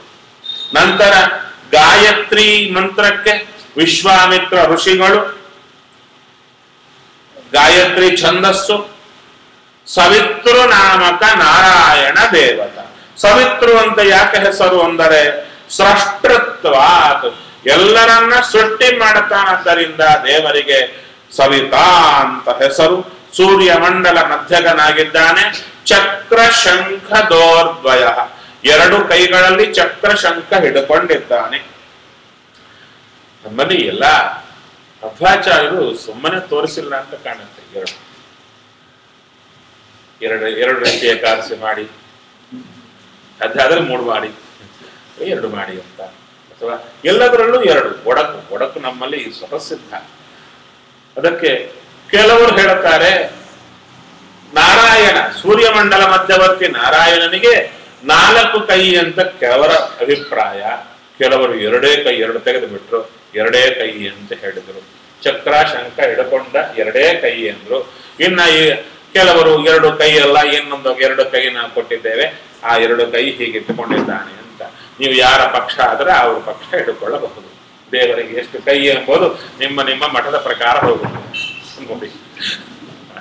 ಪರಿಸ್ಥಿತಿ ಭೀಕರವಾಗಿ. ಸರಿ, ಒಟ್ಟಾರೆ 4 ಕೈ ಎಂಬುದು ಹಿಂದಿನಿಂದ ಬಂದ ಚಿಂತನೆ. ದೇವರ 2 ಮಾತ್ರ ಉಳಿಸಿದ್ರು ಕೆಲವರು, ಇರಲಿ. ಅವರವರು 2 ಕೈ ಇದ್ರು 4 ಕೈ ಇದ್ರು ದೇವರು ಪೂರ್ಣ. ಅವ್ರು ಹೇಗೆ ಚಿಂತನೆ ಮಾಡಿದ್ರೆ ಅಡ್ಡಿ ಇಲ್ಲ. ಆದರೆ ಸಹಜವಾಗಿ 4 ಕೈಗಳಿರತಕ್ಕಂಥ ಭಗವತ್ ರೂಪ ಚಿಂತನೆ ಮಾಡಬೇಕು. ಯಾಕೆಂದ್ರೆ ತುಂಬಾ ಮನಸ್ಸಿಗೆ ದುಃಖ ಆಗಿ ಹೇಳಿದೆ ಆ ಮಾತು. ಏಕಾದಶಿ ಮೊನ್ನೆ ಎಂಥ ಪರಿಸ್ಥಿತಿ ನೋಡಿ, ಹೌದಲ್ವ? ಅಲ್ಲ, ಅವರವರು ಗುರುಗಳು ನಿರ್ಣಯ ಮಾಡಿದ್ರು, ಅದಕ್ಕೆ ಕಾಮೆಂಟ್ ಇಲ್ಲ. ನಮ್ಮಂಥ ಸಾಮಾನ್ಯ ಜನರಿಗೆ ಹೇಗಾಗುತ್ತೆ? 2 ಏಕಾದಶಿ, ಒಬ್ಬರು ನಂತರದ ದಿವಸ ಏಕಾದಶಿ ಮಾಡಿ ಮಾರನೇ ದಿವಸ ದ್ವಾದಶಿ ಮಾಡಿದ್ರು. ಒಬ್ಬರು 2 ಏಕಾದಶಿಗಳಲ್ಲಿ ಮೊದಲನೇ ಏಕಾದಶಿ ದಶಮಿ ಮಾಡಿ, ಮಾರನೇದು ಏಕಾದಶಿ ಮಾಡಿ, ಮತ್ತು ಇನ್ನೊಂದು ದ್ವಾದಶಿ ಮಾಡಿದ್ರು. ಹೀಗೆ ವಿಚಿತ್ರವಾದ ಏಕಾದಶಿ ದ್ವಾದಶಿ ಬಂದರೆ ಮಾಮೂಲಾಗಿ ಅಲ್ಲೇ ಇದ್ದವರಿಗೆ ಅಡ್ಡಿ ಇಲ್ಲ. ಇಲ್ಲಿ ಏಕಾದಶಿ, ಇಲ್ಲಿ ದಶಮಿ ಮಾಡಿರ್ತಾನೆ, ಇವರಿಗೆ ಏಕಾದಶಿ ಇಲ್ಲ. ನಾಳೆ ಬೆಳಿಗ್ಗೆ ಇನ್ನೊಂದು ಕಡೆ ಹೋದ್ರು, ಅಲ್ಲಿ ಶ್ರಾದ್ದ ಆಗ್ಬೇಕು, ಅವರಿಗೆ ದ್ವಾದಶಿ. ಇಲ್ಲಿ ದಶಮಿ ಆಗಿತ್ತು, ಅಲ್ಲಿ ಏಕಾದಶಿ ಇಲ್ಲ, ದ್ವಾದಶಿ ಮಾಡ್ಬೇಕಾಗಿ ಗತಿ ಏನ್ ಮಾಡ್ತಾರೆ? ಏನು ಮಾಡ್ತಾರೆ? ಇದು ಇನ್ನ ಈ ಮಠದ ದೀಕ್ಷಾ ಪೂರ್ಣ ಇದ್ದವರು ಇನ್ನ ಇರ್ತಾರಲ್ಲ, ಅಳಿಯ ಅವರದ್ದು ಬೇರೆ ಮಠ, ಮಾವನ ಮನೆಗೆ ಹೋಗಿದ್ದಾನೆ, ಅವರದ್ದು ಬೇರೆ ಮಠ. ಆ ಮಾವನ ಮನೆಗೆ ಹೋಗ್ತಾರೆ, ಹೇಗೆ ಆಚರಣೆ ಮಾಡಬೇಕು? ಅಳಿಯೊಂದು ಏಕಾದಶಿ ಅಳಿಯ, ಮಾವೊಂದು ಮಾವ. ಅಡಿಗೆ ಮಾಡಬೇಕೋ ಬಿಡಬೇಕು ಅಂತ ಅತ್ತೆಗೆ ಸಂಕಟ. ಅಡಿಗೆ ಮಾಡಿ ಹಾಕಿದ್ರೆ ಪಾಪ, ಅಡಿಗೆ ಮಾಡದಿದ್ರೆ ಅಳಿಯ ಉಪವಾಸ. ಏನು ಮಾಡಬೇಕು? ಸೂಕ್ಷ್ಮ ವಿಚಾರಗಳು ಗೊತ್ತಿರಲ್ಲ. ಅದಕ್ಕೆ ಹೇಳ್ತಾರೆ, ಏನಮ್ಮ, ಇಂಥ ಸಂದರ್ಭಗಳಿಗೆ ಒಂದೇ ವಜ್ರಾಯುಧ ಕೊಟ್ರು. ನಾವು ಚಿಕ್ಕವರ ದೊಡ್ಡವರ ಅಂತ ನಾವು ನಿರ್ಣಯ ಮಾಡಿಕೋಬೇಕು. ನಾವು ಯಾರ ಹತ್ರಿಗೆ ಹೋಗ್ತಾ ಇದ್ದೇವೋ ಅವರಿಗಿಂತ ನಾವು ಚಿಕ್ಕವರ ದೊಡ್ಡವರ ಅಂತ ನಿರ್ಣಯ ಮಾಡಿಕೊಂಡು, ಅವರು ನಮಗಿಂತ ದೊಡ್ಡವರಾಗಿದ್ರೆ ಆ ಮಠದ್ದೇ ನಾವು ಫಾಲೋ ಆಗ್ಬೇಕು. ಅದು ಸ್ವಾಮಿಗಳಾಗಿರ್ಲಿ, ಗೃಹಸ್ಥರಾಗಿರ್ಲಿ. ನಮಗಿಂತ ದೊಡ್ಡವರ ಮನೆಗೆ ನಾವು ಹೋದರೆ, ಅವರು ನಮಗಿಂತ ದೊಡ್ಡವರು ಅಂತ ನಾವು ಒಪ್ಪಿಕೊಂಡದ್ದಾದರೆ, ಮಾವನು ದೊಡ್ಡವರಲ್ಲ ಒಪ್ಪಿಕೊಂಡದ್ದಾದರೆ, ಅಲ್ಲಿಗೆ ಹೋದಾಗ ಅವರ ಅಲ್ಲಿ ಏನು ನಡೆಯುತ್ತೆ ಆ ಪ್ರಕಾರ ಮಾಡಬೇಕು. ಅಷ್ಟೇ ಹೊರತು ಸ್ವಾಮಿಗಳಿರ್ತಾರೆ, ನಾವು ಹೋಗ್ತಾ ಇರ್ತೇವೆ. ನಮ್ದು ವ್ಯಾಸರಾಯ ಮಠ, ನಾ ಹಲವಾರು ಸ್ವಾಮಿಗಳಂತ ಇರ್ತೇವೆ. ಅವರಿಗೆ 9 ಗಂಟೆವರೆಗೂ ಹರಿವಾಸರ ಒಂದ್ ದಿವಸ, ನಮಗೆ 7 ಗಂಟೆವರೆಗೂ, ವ್ಯಾಸರಾಯ ಮಠಕ್ಕೆ 7 ಗಂಟೆವರೆಗೆ ಹರಿವಾಸರ. ಸ್ವಾಮಿಗಳನ್ನು ಜಪ ಮಾಡ್ತಾ ಕೂತಿದ್ದಾರೆ. ನಮ್ದು 7 ಗಂಟೆಗೆ ನಮ್ದು ಮಾಮೂಲು ಪೂಜೆ ಮತ್ತು ಪಾರಾಯಣಕ್ಕೆ ಸಿದ್ಧ ಆಗ್ಬೇಕು, ಹೋಗ್ತಾ ಇದ್ವಿ. ಸ್ವಾಮಿಗಳು ಕರೆದು ಹೇಳಿದ್ರು, ನಿಮಗೆ 7 ಗಂಟೆವರೆಗೆ ಹರಿವಾಸ, ನೀವು ಏನಾದ್ರೂ ತಗೊಳ್ಳಬಹುದು. ಹೌದು ಸ್ವಾಮಿ, ನಾನು ಇರೋದು ಹನುಮಾನ ಮಠದಲ್ಲಿ, ಅದಕ್ಕೆ 9 ಗಂಟೆವರೆಗೂ ನಾನು ಹರಿವಾಸರ ಇದೆ, 9 ಆದ್ಮೇಲೆ ತಗೊಳ್ತೇನೆ. ಯಾಕೆ? ಎಲ್ಲಿಗೆ ಹೋಗ್ತೇವೋ ಆ ಗುರುಗಳ ಏನಿದೆ ಅದು ನಾವು ಫಾಲೋ ಆಗ್ಬೇಕು. ಈ ಒಂದು ಸೂತ್ರ ಇಟ್ಟುಕೊಂಡ್ರೆ ಎಲ್ಲಿಗೆ ಹೋದರೂ ನಮಗೆ ತೊಂದರೆ ಇಲ್ಲ. ಇಲ್ಲದಿದ್ದರೆ ಅನರ್ಥಗಳೇ ಆಗುತ್ತೆ. ಸರಿ, ನಂತರ ಇನ್ನ ಯಾಕೆ ನಾನು ಹೇಳ್ತಾ ಬಂದಂದ್ರೆ, ಗೇಣು ಮುಂದಾದರೆ ಮೊಳ ಹಿಂದಾಗುವುದು ಅಂತ ದಾಸರು ಸುಮ್ಮನೆ ಹೇಳಿಲ್ಲ, ನಮ್ಮ ಸಾಧನೆ ನೋಡೇ ಹೇಳಿದ್ದರು. ಮಡಿಯಲ್ಲಿ ಕೂಡ ಅಷ್ಟೇ ನೋಡ್ತಾ ಇರ್ತೇನಲ್ಲ, ಬಾಯಿ ಮುಚ್ಚಿಕೊಂಡು ಸಾಧನೆ ಮಾಡುವುದು ಎಂಬುದು ಎಲ್ಲಿಗೂ ಹೋಯಿತು. ಅದು ಕೃತಯುಗದಲ್ಲಿ, ಕಲಿಯುಗದಲ್ಲಿ ಇಲ್ಲ ಅಂತ ಕಾಣುತ್ತೆ. ಹೌದಲ್ವ? ಮಡಿಗೆ ಅರ್ಥ ಏನು? ಶುಚಿತ್ವ. ಯಾರ್ಯಾರಿಗೆ ಎಷ್ಟೆಷ್ಟು ಕೈಲಾಗತ್ತೋ ಅಷ್ಟಷ್ಟು ಶುಚಿಯಾಗಿರಿ, ಅಡ್ಡಿ ಇಲ್ಲಪ್ಪ. ಮಡಿಗೆ ಮಠಕ್ಕೆ ಸಂಬಂಧ ಏನಿದೆ? ನಮ್ಮ ಮಠಕ್ಕೆ ಮಡಿ ಜಾಸ್ತಿ, ನಿಮ್ಮ ಮಠಕ್ಕೆ ಮಡಿ ಕಡಿಮೆ, ಇದೆಲ್ಲ ಮಾತುಗಳೇ ಆಗಲಿ. ಅದು ಏನಾಗ್ತಾ ಇದೆ ಗೊತ್ತೋ, ಈ ಮಠ ಈ ನಾನಾ ರೀತಿಯಾದ ಸಂಕುಚಿತ ಸ್ವಭಾವಗಳು ಸೇರಿಕೊಂಡು ಮಠಗಳಿಗೆ ಅವಮಾನ ಮಾಡುತ್ತಾ ಇದ್ದಾರೆ. ಜ್ಞಾನಿಗಳಾದ ದೊಡ್ಡವರು ಮಹಾಸ್ವಾಮಿ ಬಂದಂತಹ ಸ್ಥಾನಗಳವರು ಅವುಗಳನ್ನ ನಮ್ಮಕ್ಕಿಂತ ಕಳಮಟ್ಟಕ್ಕೆ ತಂದು ಜಗಳ ಆಡ್ತಾ ಕೂತ್ರೆ ಎಂಥ ಅಧ್ವಾನ ಪರಿಸ್ಥಿತಿ. ಅದಕ್ಕೆ ನಾನು ಒಂದೇ ಹೇಳೋರು, ಈ ಜನ್ಮದಲ್ಲಿ ಈ ಮಠದಲ್ಲಿ ಹುಟ್ಟಿಸಿದಕ್ಕೆ ಈ ಮಠದ ಬಗ್ಗೆ ಗುರುತ್ವ ಇರಲಿ, ನಾ ಬೇಡ ಅನ್ನಲ್ಲ. ಅದು ಯಾವುದೇ ಮಠ ಆಗಿರಲಿ, ಇನ್ನೊಂದು ಮಠಕ್ಕೂ ಅಷ್ಟೇ ಗೌರವ ಕೊಟ್ರೆ ನಮ್ಮ ಗುರುಮಠದವರು ಪ್ರೀತರಾಗ್ತಾರೆ. ಅಷ್ಟೇ ಅಲ್ಲ, ಈ ಮಠದಲ್ಲಿ ಈ ಜನ್ಮದಲ್ಲಿ ಈ ಮಠದಲ್ಲಿ ಹುಟ್ಟಿದೆ, ಬರೋ ಜನ್ಮ ಮಾಧ್ವನಾಗಿ ಹುಟ್ಟಿನೋ ಇಲ್ಲೋ ಗೊತ್ತಿಲ್ಲ, ಅದಾದರೂ ಇದೇ ಮಠದಲ್ಲಿ ಹುಡ್ತೀನಿ ಅಂತ ಗ್ಯಾರಂಟಿಯಲ್ಲಿದೆ. ಬೇಡಪ್ಪ, ಎಲ್ಲ ಮಠ ನಮ್ಮದೇ, ಎಲ್ಲಾ ಮಠದಲ್ಲಿ ಬಂದ ಸ್ವಾಮಿಗಳು ನಮ್ಮವರೇ. ಮಠ ಬಿಟ್ಟು ಏನು ಬಿಡಿ ಸ್ವಾಮಿಗಳಿದ್ದಾರೆ ಅವರು ನಮ್ಮವರೇ. ಯಾರು ಮಾಧ್ವರಿದ್ದಾರೆ ಎಲ್ಲರೂ ನಮ್ಮವರೇ. ಮಾಧ್ವರಾಗಿ ಬದುಕೋಣ. ಯಾಕಂದ್ರೆ ಈ ಮಠದ ಜಗಳಾಟಗಳು ನೋಡಿದಾಗ ನಾನು ಸದ್ಯಕ್ಕೆ ಯಾವ ಈ ಟಾಪಿಕ್ ತರಲ್ಲ. ಯಾಕೋ ಇವತ್ತು ನೆನಪಾಗಿ ಬಹಳ ದುಃಖದಿಂದ ಹೇಳ್ತಾ ಇದ್ದೇನೆ. ಈ ಕೆಲವೆಲ್ಲ ವಿಷಯಗಳು ನೋಡಿದಾಗ ಬೇಡಪ್ಪ ಅನಿಸಿಬಿಡುತ್ತೆ. ಮಠ ಬೇಡ, ಯಾವುದು ಬೇಡ, ಮನೆಯಲ್ಲಿ ಕೂತಿದ್ರೆ ಸಾಕು ಅನ್ಸ್ಬಿಡುತ್ತೆ. ಆದ ಕಾರಣ ಯಾವುದೂ ನಮಗೆ ಬೇಡ, ಸಾಧನೆ ಆಗಬೇಕಾ. ಇವು ತುಂಬಾ ಕೇಳ್ತಾ ಇರುತ್ತೆ. ಬೆಂಗಳೂರಲ್ಲಿ ಇನ್ನ ವಿಶೇಷ, ನಿಮ್ಮ ಮನೆಯಲ್ಲಿ ನಿಮ್ಮವರು ಸೀನಿದರೆ ನಿಮಗೆ ಗೊತ್ತಿರಲ್ಲ, ಯಲಹಂಕದಿಂದ ಫೋನ್ ಬಂದಿರುತ್ತೆ, ನಿಮ್ಮ ಮನೆಯಲ್ಲಿ ಹೀಗೆ ಸೀನಿದ್ರಲ್ಲ ಅಂತ ಹೇಳಿ. ಅಷ್ಟು BBC ಇದೆ, ಅಷ್ಟು ಬೇಗ ವ್ಯಾಪ್ತಿ ಆಗುತ್ತೆ. ಆದ ಕಾರಣ ಇಲ್ಲದ್ದೆಲ್ಲ ನಮ್ಮ ತಲೆಗೆ ಕಲಿ ಈ ಮೂಲಕ ಕೊಡ್ತಾ ಇರ್ತಾನೆ. ಯಾವುದಕ್ಕೂ ನಾವು ತಲೆ ಹಾಕೋದು ಬೇಡ. ಎಲ್ಲ ತೆಗೆದು ನಮ್ಮ ಸಾಧನೆ ಬಾಯಿ ಮುಚ್ಚಿಕೊಂಡು ಮಾಡುತ್ತಾ ಹೋದರೆ ದೇವರು ಎಂದಾದ್ರೂ ನಮ್ಮ ಕೈ ಹಿಡಿದಾನ ಅಂತ. ಯಾಕೆ ನನ್ನ ಮನಸ್ಸನ್ನು ಬಹಳ ದುಃಖ ಆಗಿ ಹೇಳಿದೆ. ಇದು ಎಲ್ಲರಿಗೂ ಬರುತ್ತೆ, ತುತ್ತಾಗಿ ಬಿಡುತ್ತಾರೆ.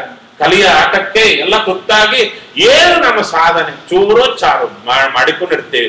ಯಾರೋ ಒಬ್ಬ ಸ್ವಾಮಿಗಳನ್ನ ಏನೋ ಒಂದು ಅಂದ್ರೆ ಮುಗಿದೋಯ್ತು, 10 ಜನ್ಮದ ಪಾಪ ಬಂದು ತೋಡುತ್ತೆ, ಎಲ್ಲ ಮುಚ್ಚಿಕೊಂಡು ಹೋಗುತ್ತೆ. ನಮ್ಮ ಪಾಡಿಗೆ ನಾವು ಹೋಗದೆ ಏನು ಈ ಜಗಳಾಟ, ಏನು ಈ ಒದ್ದಾಟಗಳು. ಅದರಲ್ಲಿ ಇಂಟರ್ನೆಟ್ ಅಂತೂ ಬಂದ ಮೇಲೆ ಮಹಾ ಭೀಕರ ಯುದ್ಧರಂಗ. ಹೌದು, ಯುದ್ಧರಂಗ ಅಂದ್ರೆ ಯುದ್ಧರಂಗ. ಕಂಪ್ಯೂಟರ್ ಇಲ್ಲ ಅಂದ್ರೆ ಬಹಳ ಉತ್ತಮ, ಹಳ್ಳಿಯಲ್ಲಿ ಇದ್ರೆ ಇನ್ನೂ ಉತ್ತಮ. ಇಂಟರ್ನೆಟ್ ಕನೆಕ್ಷನ್ ಸಿಗಲ್ಲ ಅದರಿಂದ. ಹೌದು, ಎಂಥ ಭೀಕರ ಯುದ್ಧ ನಡೀತಾ ಇದೆ. ಒಬ್ಬರ ಮೇಲೆ ಒಬ್ಬರು ಬಾಣ ಅಸ್ತ್ರಗಳೆಲ್ಲ ಪ್ರಯೋಗ ಮಾಡಿಕೊಂಡು.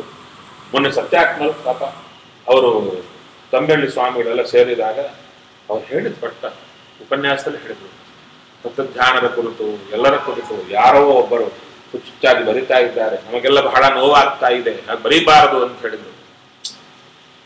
ಇವರು ಹೇಳಿದ್ರು, ಇನ್ನ ರಾಯರಮಠ ಸ್ವಾಮಿಗಳು ಅವರೂ ಹೇಳ್ತಾ ಬಂದ್ರು, ಯಾಕೆ ಬೇಕಾಗಿತ್ತು ಎಲ್ಲಾ ಸ್ವಾಮಿಗಳನ್ನ ಬಲಿ ಮಾಡಿ ಎಲ್ಲರನ್ನ ಬೈತಾ ಬರೆಯುವಂತ ಈ ಸಂಸ್ಕಾರ ಯಾಕೆ ಬಂತು?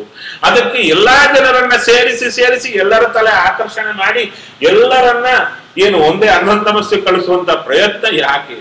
ಬೇಡೇ ಬೇಡ. ಇಂಥವ್ರನ್ನ ದೂರ ಇಡೋಣ, ಆದಷ್ಟು ದೂರ. ಯಾರೂ ಬೇಡ ನಮಗೆ. ನಮ್ಮ ಪಾಡಿಗೆ ನಾವು ಸಾಧನೆ ಮಾಡಿಕೊಂಡು ಹೋಗಬೇಕಾದ್ರೆ ಅರಣ್ಯಕಾಚಾರ್ಯರ ಇನ್ನೊಂದು ಗ್ರಂಥ ಚಿಕ್ಕದು ಪತ್ರ ಬರುತ್ತೆ, ಉಪದೇಶ ಪತ್ರ ಅಂತ. ಅದರಲ್ಲಿ ಹೇಳ್ತಾರೆ, ಬಾಯಿ ಮುಚ್ಚಿಕೊಂಡು ಸಾಧನೆ ಮಾಡಿಕೋ, ಆದಷ್ಟು ದೂರ ಇರು ಅಂತ ಹೇಳ್ತಾರೆ. ಯಾಕೆ ನೆನಪಾಯಿತು, ಹೇಳಿದೆ. ಸರಿ, ಮೊದಲನೆಯ ಪಾದ, 3 ಪಾದಗಳಿವೆ. ಮೊದಲನೆಯ ಪಾದಕ್ಕೆ ಅನಿರುದ್ಧ ದೇವತಾ, 2ನೆಯ ಪಾದಕ್ಕೆ ಪ್ರದ್ಯುಮ್ನ, 3ನೆಯ ಪಾದಕ್ಕೆ ಸಂಕರ್ಷಣ ದೇವತಾ. ನಂತರ ಎಲ್ಲ ವೇದಗಳ ರೂಪವಾಗಿದೆ ಅಂತ ತಿಳಿದುಕೊಂಡು ಗಾನ ಮಾಡಿದರೆ ಸರ್ವ ವೇದ ಉಚ್ಚಾರಣೆ ಆಗುತ್ತೆ. ಅದರಿಂದ ನಮಗೆ ಸರ್ವ ಸಂರಕ್ಷಣೆ ಬರುತ್ತೆ. ಇಷ್ಟು ಮಾಡಿದಾಗ ನಮಗೆ ಬರುವುದೇನು ಅಂದ್ರೆ, ನಾನು ಗಾಯತ್ರಿ ಉಚ್ಚಾರ ಮಾಡಿದೆ, ದೇವ ನನ್ನನ್ನು ರಕ್ಷಣೆ ಮಾಡಲಿ ಅಂತ ನಮ್ಮ ತಲೆಯಲ್ಲಿ ಬರುವ ಸಹಜ ಕಲ್ಪನೆ. ಅದನ್ನ ಬಿಡಿಸ್ತಾ ಇದ್ದಾರೆ. ಗಾಯತ್ರಿ ಅಂತ ದೇವರಿಗೆ ಹೆಸರು.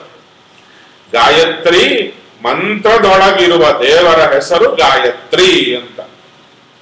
ಆ ಗಾಯತ್ರಿ ನಾಮಕ ಭಗವಂತ, ಆತನಿಗೆ ಗಾಯತ್ರಿ ಅಂತ ಯಾಕೆ ಹೆಸರು ಬಂತು ಅಂದ್ರೆ, ಗಾನ ತ್ರಾಣ ಕರ್ತೃತ್ವ. ಗಾನಕರ್ತೃವೂ ಅವನೇ, ತ್ರಾಣಕರ್ತೃವೂ ಅವನೇ. ಅಂದರೆ ಗಾಯತ್ರಿ ಉಚ್ಚಾರ ಮಾಡುವಾಗ ನಮ್ಮಲ್ಲಿರಬೇಕಾಗಿದ್ದು, ಅವನೇ ಉಚ್ಚಾರ ಮಾಡಿಸಿದ, ಅವನೇ ರಕ್ಷಣೆ ಮಾಡುತ್ತಾ ಇದ್ದಾನೆ ಎಂಬ ಎಚ್ಚರ ನಮಗೆ ಬೇಕು. ಅದಿಲ್ಲದಿದ್ದರೆ ಇದು ಹೇಳ್ತಾರೆ, ಇದನ್ನೇ ಒಂದು ಶಬ್ದದಲ್ಲಿ ಕರೆಯಬೇಕಾದ್ರೆ ಮದ. ಯಾವ ಮದ?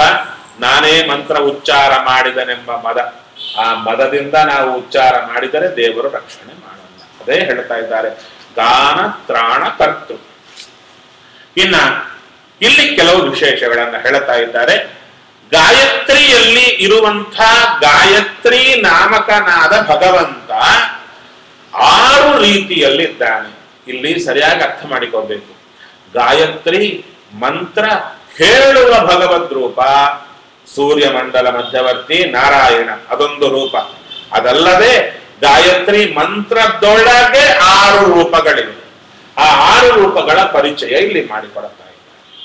ಗಾಯತ್ರ್ಯಾಂ ಸಂಸ್ಥಿತ ಗಾಯತ್ರಿ ನಾಮ ಸ್ತ್ರೀ ರೂಪ ಸೂರ್ಯ ಸಮಪ್ರಭ ಹಯಗ್ರೀವ ಪ್ರಥಮ. ಗಾಯತ್ರಿ ಒಳಗೆ ಗಾಯತ್ರಿ ಅಂತ ಶಬ್ದದಿಂದ ಕರೆಸಿಕೊಂಡ ದೇವ ಗಾಯತ್ರಿ ನಾಮಕನಾಗಿದ್ದಾನೆ, ಸ್ತ್ರೀ ರೂಪಿಯಾಗಿದ್ದಾನೆ.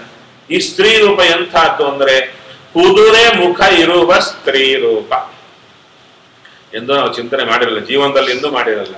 ಇದು ಪರಿಚಯ ಮಾಡಿಕೊಡ್ತಾ ಇದ್ದಾರೆ. ಹಯಗ್ರೀವ ಸೂರ್ಯ ಸಮಪ್ರಭ ಸ್ತ್ರೀ ರೂಪ. ಮೊದಲನೆಯ ಸ್ತ್ರೀ ರೂಪ ಗಾಯತ್ರಿ ಮಂತ್ರದಲ್ಲಿದೆ. ಇನ್ನು ಎರಡನೆಯ ರೂಪ ಯಾವುದು? ಭೂತ ಅಂತದಕ್ಕೆ ಹೆಸರು. ಇದೇನಪ್ಪ ಅಂದ್ರೆ ಎಲ್ಲಾ ಭೂತ ಜೀವರಾಶಿಗಳಲ್ಲಿ ಎಲ್ಲದರಲ್ಲಿ ಇರತಕ್ಕ ಪೂರ್ಣತ್ವಾತ್ ಭೂತನಾಮ ಮತ್ಸ್ಯಾದಿ ಚೇತನಾಂತರ್ಗತ ರೂಪಾಣಿ. ಎಲ್ಲರ ಒಳಗೆ ಒಂದೊಂದು ರೂಪ ಗಾಯತ್ರಿ ಮಂತ್ರಗತ ರೂಪ ಎಲ್ಲರೊಳಗೂ ನಿಂತಿದೆ. ಅದು ಭೂತ ಅಂತ ಕರೆಸಿಕೊಂಡಿದೆ. ಅಂದ್ರೆ ನಮ್ಮನ್ನ ಅಂದ್ರೆ ನಮ್ಮ ಅಸ್ತಿತ್ವಕ್ಕೆ ಕಾರಣವಾದ ರೂಪ. ಇನ್ನು ಮೂರನೇ ರೂಪ ಯಾವುದು ಅಂದ್ರೆ ಎಲ್ಲರ ವಾಕಿನಲ್ಲಿ ಗಾಯತ್ರಿ ಮಂತ್ರಗತ ಒಂದು ರೂಪ ನಿಂತಿದೆ. ಯಾವುದದು ಅಂದ್ರೆ ಸ್ತ್ರೀ ರೂಪಿ ಹಯಗ್ರೀವ. ಸ್ತ್ರೀ ರೂಪಿ ಹಯಗ್ರೀವ ಎರಡನೇ ಹಯಗ್ರೀವ ರೂಪ. ಹೆಣ್ಣು ಹಯಗ್ರೀವ ರೂಪ ನಮ್ಮ ನಾಲಿಗೆಯಲ್ಲಿದೆ. ಇನ್ನು ಮೂರನೆಯದು ಪೃಥ್ವಿಯಲ್ಲಿ ಪೃಥ್ವಿ ಅಂತ ಕರೆಸಿಕೊಂಡ ಹಳದಿ ಬಣ್ಣದ ಸ್ತ್ರೀ ರೂಪಿ ಹಯಗ್ರೀವ ಮೂರನೆಯವ. ನೋಡಿ, 3 ಸ್ತ್ರೀ ರೂಪದ ಹಯಗ್ರೀವ ರೂಪಗಳು. ಒಂದು ಗಾಯತ್ರಿ ಮಂತ್ರದಲ್ಲಿ, 2 ವಾಕ್ಕಿನಲ್ಲಿ, 3 ಭೂಮಿಯಲ್ಲಿ ಇವೆ. 3 ಹಯಗ್ರೀವ ರೂಪಗಳನ್ನ ನೆನೆದು ಹಯಗ್ರೀವನನ್ನ ಸ್ಮರಣೆ ಮಾಡಬೇಕು ನಾವು. ಇದು ಹೇಳಿದಾಗ ಏನಾದರೂ ನೆನಪಾಗುತ್ತೋ?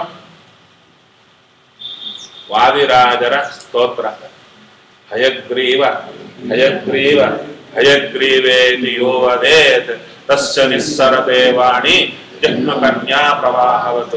ಯಾಕೆ 3 ಸಲ ಹೇಳಿದ್ರು, 2 ಸಲ ಹೇಳಲಿಲ್ಲ? ಯಾಕೆ 4 ಯಾಕೆ ಹೇಳಲಿಲ್ಲ ಅಂದ್ರೆ ಇದು ರಹಸ್ಯ.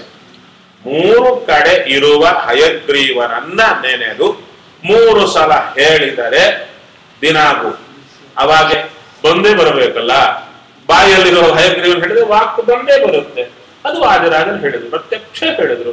ಅವರಿಗೆ ಗಂಗಾ ಪ್ರವಾಹದಂತೆ ವಾಕು ಬರುತ್ತೆ ಹಯಗ್ರೀವನನ್ನ ನೆನೆದದ್ದರಿಂದ. ಎಲ್ಲಿ 3 ಕಡೆ. ಇನ್ನ ಸಮಸ್ತ ಪದಾರ್ಥ ಆಧಾರ ಶರೀರ ನಾಮಕ ಜೀವ ವ್ಯಾಪ್ತ ಪಂಚಮ. ಗಾಯತ್ರಿ ಮಂತ್ರದಿಂದ ಇನ್ನೊಂದು ರೂಪ ಹೊರಟಿದೆ. ಅದು ಎಲ್ಲಾ ಜೀವರಾಶಿಗಳ ಪದಾರ್ಥಗಳ ಸುತ್ತು ಆಯಾ ಆಕಾರದಲ್ಲಿ ನಿಂತಿದೆ. ಅದನ್ನ ಶರೀರ ಅಂತ ಕರೆದು ಆ ರೂಪವನ್ನ. ಅದಕ್ಕೆ ನೋಡಿ, ನಮ್ಮ ಸುತ್ತು ಇರುವ ದೇವರ ರೂಪ ನಮ್ಮ ಶರೀರದ ಸುತ್ತು ಇದೆ, ಇದೇ ಆಕಾರದಲ್ಲಿದೆ. ಅದಕ್ಕೆ ಶರೀರ ಅಂತ ಹೆಸರು. ಇನ್ನ ಎಲ್ಲರ ಹೃದಯದೊಳಗಿರುವ ದೇವರ ರೂಪ ಹೃದಯ ನಾಮಕನಾಗಿದ್ದಾನೆ. ಎಲ್ಲ ಇಂದ್ರಿಯಗಳಿಗೂ ಪ್ರಾಣಗಳಿಗೂ ಆಧಾರನಾದ ರೂಪ ಗಾಯತ್ರಿ ಮಂತ್ರದಿಂದ ಬಂದದ್ದು ಎಲ್ಲರ ಹೃದಯದಲ್ಲಿದ್ದಾನೆ. ಇದನ್ನ ಹೃದಯ ಅಂತ ಕಳತಾ ಇದ್ದಾರೆ. ಇದು 6ನೆಯ ರೂಪ. ಒಟ್ಟಾರೆ ಗಾಯತ್ರಿ ಮಂತ್ರದಲ್ಲಿ 6 ರೂಪಗಳಿವೆ ಅಂತ ತಿಳಿಸಿಕೊಟ್ರು. ಇನ್ನ ಗಾಯತ್ರಿ ಮಂತ್ರದ ಅರ್ಥ ಗೊತ್ತೋ ತಿಳ್ಕೊಳ್ಳಿ ಅಂದ್ರು. ಭರ್ಗೋ ದೇವಸ್ಯ ಧೀಮಹಿ ಅಂತ ಹೇಳಿದ್ರು.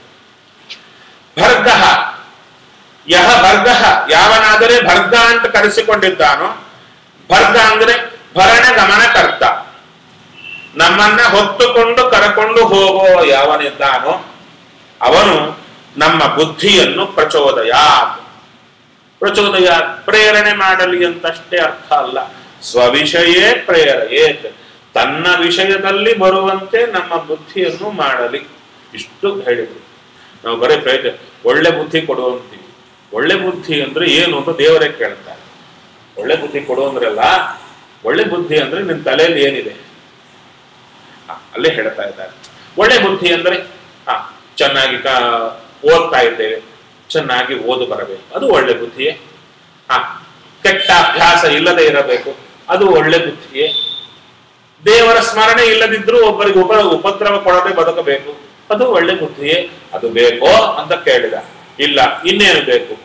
ನಿನ್ನ ನೆನಪು ಕೊಡು. ಆ ಬುದ್ಧಿ ಬೇಕಾ? ಸರಿ. ಹಾಗಾದರೆ ದೇವರ ನೆನಪಿಲ್ಲದ ಒಳ್ಳೆ ಬದುಕು ಬೇಕೋ ಅಂದರೆ ಅದಕ್ಕೆ ದಾಸರು ಉತ್ತರ ಕೊಡುತ್ತಾರೆ. ನಿನ್ನ ಮರೆತಿರುವ ಪುಣ್ಯ ಕರ್ಮದಕ್ಕಿಂತ ನಿನ್ನನೇ ನೆನೆಯುವ ಪಾಪ ಕರ್ಮವೇ ಲೇಸು ಅಂತ ಟಾಪ್ ಮೋಸ್ಟ್ ಸೂಪರ್ಲೇಟಿವ್ ಡಿಗ್ರಿ ಹೊರತಾರೆ. ನಿನ್ನ ಸ್ಮರಣೆ ಪ್ರಧಾನ. ನಿನ್ನ ನೆನೆಯದ ಸ್ವರ್ಗ ಲೋಕದಕ್ಕಿಂತ ನಿನ್ನ ನೆನೆಯುವ ನರಕ ವಾಸವೇ ಲೇಸು. ಹಾಗಾದರೆ ದೇವರ ಸ್ಮರಣೆ ಪ್ರಧಾನ. ಅದಕ್ಕೆ ಬರೋಣ. ದೇವರು ಸ್ವವಿಷಯ ಪ್ರೇರಣೆಯೇತಂತ, ದೇವರ ವಿಷಯವಾಗಿ ನಮಗೆ ಪ್ರೇರಣೆ ಬರಲಿ ಅಂತ ಆಯಿತು. ದೇವರ ವಿಷಯಕವಾಗಿ ಪ್ರೇರಣೆ ಬರಲಿ ಅಂದ್ರೆ ಅಲ್ಲಿ ದೇವರು ಕೇಳಿದ್ರು. ಕೊಡಬೇಕಾದ್ರೆ ಯಾವ ಗ್ರೇಡ್ ಬೇಕು ಅಂತ ಕೇಳಬೇಕಲ್ಲ. ಬರೀ ರಾಮ ರಾಮ ರಾಮ ಅಂತ ನನ್ನ ಅಂದ್ರೆ ಸಾಕು, ಇನ್ನೇನಾದ್ರೂ ಬೇಕೋ ಅಂತ ಕೇಳಿ ನಾವು ಮಾಡ್ತೇವಲ್ಲ. ರಾಮ ರಾಮ ಕೃತಜ್ಞ ಅಂತ ಅಂದುಕೊಂಡು ಬದುಕ್ತಾ ಹೋಗ್ತಾ ಇರ್ತೇವೆ. ಅಷ್ಟು ಸಾಕು, ಇನ್ನೇನಾದ್ರೂ ಬೇಕು ಅಂದ್ರೆ ಅದಕ್ಕೆ ಸ್ವವಿಷಯೇ ಪ್ರೇರೆಯೇ ಅಂತ ಉತ್ತರ ಕೊಟ್ಟು. ನಮ್ಮ ಜೀವನ ಇಡೀ ಸಾಧನೆ ಯಾವುದು ಅಂದರೆ ಆದರದಿಂದ. ವಿಷ್ಣು ತೀರ್ಥರು ಹೇಳುತ್ತಾರೆ, ಏನಕೇನ ಮಿಷೇನ ಸಂತತಂ ಆದರೇಣ ಮನೋಗತಿ ಶ್ರೀಹರೇಶ್ಚರಣಾಬ್ಜಯೋ ಇದಮೇವ ಸಾಧನ ಮೀರಿತ. ಸಾಧನೆ ಅಂದ್ರೆ ಏನು? ಯಾವುದೇ ಒಂದು ನೆಪದಿಂದಾಗಲಿ ದೇವರ ಪಾದದಲ್ಲಿ ಸತತ ಆದರದಿಂದ ಮನಸ್ಸು ಇಡೀ ಜೀವನ ಇಡಬೇಕು. ಎಷ್ಟು ಕಾಲ ಬದುಕಿರ್ತೇವೋ, ಎಷ್ಟು ಕ್ಷಣ ಉಸಿರಾಟ ಆಗಿರುತ್ತೋ ಅಷ್ಟು ಕ್ಷಣ ದೇವರ ಪಾದದಲ್ಲೇ ಮನಸ್ಸಿಡಬೇಕು, ಆದರದಿಂದ ಇರಬೇಕು. ಇದು ಸಾಧನೆಯ ಟಾರ್ಗೆಟ್. ಅಂದ್ರೆ ಸನ್ಯಾಸ ತಗೊಂಡು ಮಾಡ್ತಿರೋ, ಬ್ರಹ್ಮಚಾರಿಗಳಾಗಿದ್ದು ಮಾಡ್ತಿರೋ, ಗೃಹಸ್ಥರಾಗಿದ್ದು ಮಾಡ್ತಿರೋ, ನಿಮ್ಮಿಷ್ಟ. ಆಪ್ಷನ್ ಬೇಕಾದ್ರೂ ಮಾಡಿ. ಬರಬೇಕಾಗಿದ್ದು ಸನ್ಯಾಸ ತಗೊಂಡು ಕೂಡ ಇದು ಬರಲಿಲ್ಲ, ವೇಸ್ಟ್. ಬ್ರಹ್ಮಚಾರಿಗಳಾಗಿದ್ದು ಬಂತ ಬಹಳ ಉತ್ತಮ. ಅದಕ್ಕೆ ಹೇಳಿದ್ರು, ಇಂಥ ಜ್ಞಾನ ಪಡೆದು ಹೀಗೆ ಸಾಧನೆ ಮಾಡಿದವ್ರನ್ನ ಹಿಂದೆ ಏನು ಕರೆದ್ರು? ಬಿಳಿ ಶಾಟಿ ಸ್ವಾಮಿಗಳು ಅಂತ ಕರೆದ್ರು. ಯಾದವಾರ್ಯರು ಮೊದಲಾದ ಮಹಾನುಭಾವರನ್ನೆಲ್ಲ ಕೂಡ ಅದಕ್ಕೆ ಹೇಳಿದ್ರು. ಹಾಗಾದ್ರೆ ಸ್ಮರಣೆ ಬೇಕು, ದೇವರ ಪಾದ ಆದರದಿಂದ ಸತತ ನೆನೆಯಬೇಕು. ಅದಕ್ಕೇನು ಮಾಡಿದ್ರೆ ಚೆನ್ನಾಗಿರುತ್ತೆ ಅಂತ ಉಪಾಯ ನಾವು ಹುಡುಕಿದ್ರೆ ಒಂದಾ ಜಪ ಮಾಡ್ಲಿಕ್ಕೆ ಹೋದ್ರೆ 2 ಗಂಟೆಗೆ ಸಾಕನ್ಸಿ ಬಿಡುತ್ತೆ, ಬೇಜಾರು ಬರುತ್ತೆ, ದೇವರಲ್ಲೇ ಬೇಜಾರು ಬರುತ್ತೆ. ಸಾಕಿವತ್ತಿಗೆ ದೇವರು ಅಂತ. ಪೂಜಾ ಕೂತ್ರು ಅಷ್ಟೇ, 2 ಗಂಟೆ ಆದ್ಮೇಲೆ ಸಾಕನ್ಸುತ್ತೆ. ಪಾರಾಯಣ ಕೂತ್ರೆ ಮೊದಲೇ ಅಲ್ಲಿಗೂ ಹೋಗಿರುತ್ತೆ ಮನಸ್ಸು. ಪಾರಾಯಣ ಅದಕ್ಕೆ ವಾಯುಸ್ಥಿತಿ ಪಾರಾಯಣ ಮಾಡೋ ಕಾಲಕ್ಕೆ ಯಾರಾದ್ರು ಮಾತಾಡಿಸಿದ್ರೆ ಮತ್ತು ಮೊದಲಿಗೆ ಬರ್ತೀವಿ. ಯಾಕೆ ಎಲ್ಲಿರುತ್ತೋ ಗೊತ್ತಿಲ್ಲ, ಹೋಗಿರುತ್ತೆ. ಹೌದಲ್ಲ? ಹಾಗಾದ್ರೆ ನಮಗಿರೋ ಆಯುಧ 3: ಒಂದು ಪಾರಾಯಣ, ಒಂದು ಜಪ, ಒಂದು ಪೂಜೆ. 3 ಬಿಟ್ರೆ ನಮ್ಮ ದೇವರ ಸತತ ನೆನೆಯುವ ಮಾರ್ಗ ನಮಗೆ ಗೊತ್ತಾಗ್ಲಿಲ್ಲ. ಅದಕ್ಕೆ ದಾಸರ ಶಾಸ್ತ್ರ ಬಂತು, ದಾಸರು ಅದನ್ನು ತೆಗೆದುಕೊಂಡು ಬಂದ್ರು. ಇದು ಮಾಡಿದ್ದು ಯಾರು? ನಾವಲ್ಲ. ಯಾರು? ನಮ್ಮ ಪ್ರಿಯವ್ರತ ರಾಜನಿಗೆ ನಾರದರು ಕೊಟ್ಟ ಉಪದೇಶ. ಅದು ಏನು ಮಾಡಿದ ಪ್ರಿಯವ್ರತ ರಾಜ ಅಂದ್ರೆ ಇವೆಲ್ಲ ನಿಮಗೆ ನಾವು ಹೇಳಲ್ಲ. ಭಾಗವತ ನಿಮಗೆ ಬರ್ತೀವಿ ನಾವು, ಸಪ್ತಾಹ ಕಾಲದಲ್ಲಿ ಇಷ್ಟೆಲ್ಲ ಹೇಳಲ್ಲ ನಮ್ಗೆ. ಯಾಕಂದ್ರೆ ಬೇಕಾಗಿದ್ದು ಕಥೆ. ಅದರಿಂದ ನಾವು 7 ದಿವಸದಲ್ಲಿ ಕಥೆ ಮಾತ್ರ ಹೇಳಿ ಹೋಗ್ತೀವಿ, ಪ್ರಮೇಯ ಹೇಳಲ್ಲ. ಆದಮೇಲೆ 15 ದಿವಸ ಪ್ರೋಟ್ಟಪದಿಯಲ್ಲೂ ಹೇಳಲ್ಲ. ಯಾಕೆ? ಇಷ್ಟೆಲ್ಲ ಪ್ರಮೇಯ ಹೇಳ್ತಾ ಕೂತ್ರೆ ನೀವೆಲ್ಲ ಉದ್ಧಾರ ಆಗ್ಬಿಟ್ರೆ ಗತಿ ಏನು? ಆಚಾರ್ಯನ ಗತಿ ಏನಾಗಬೇಕು?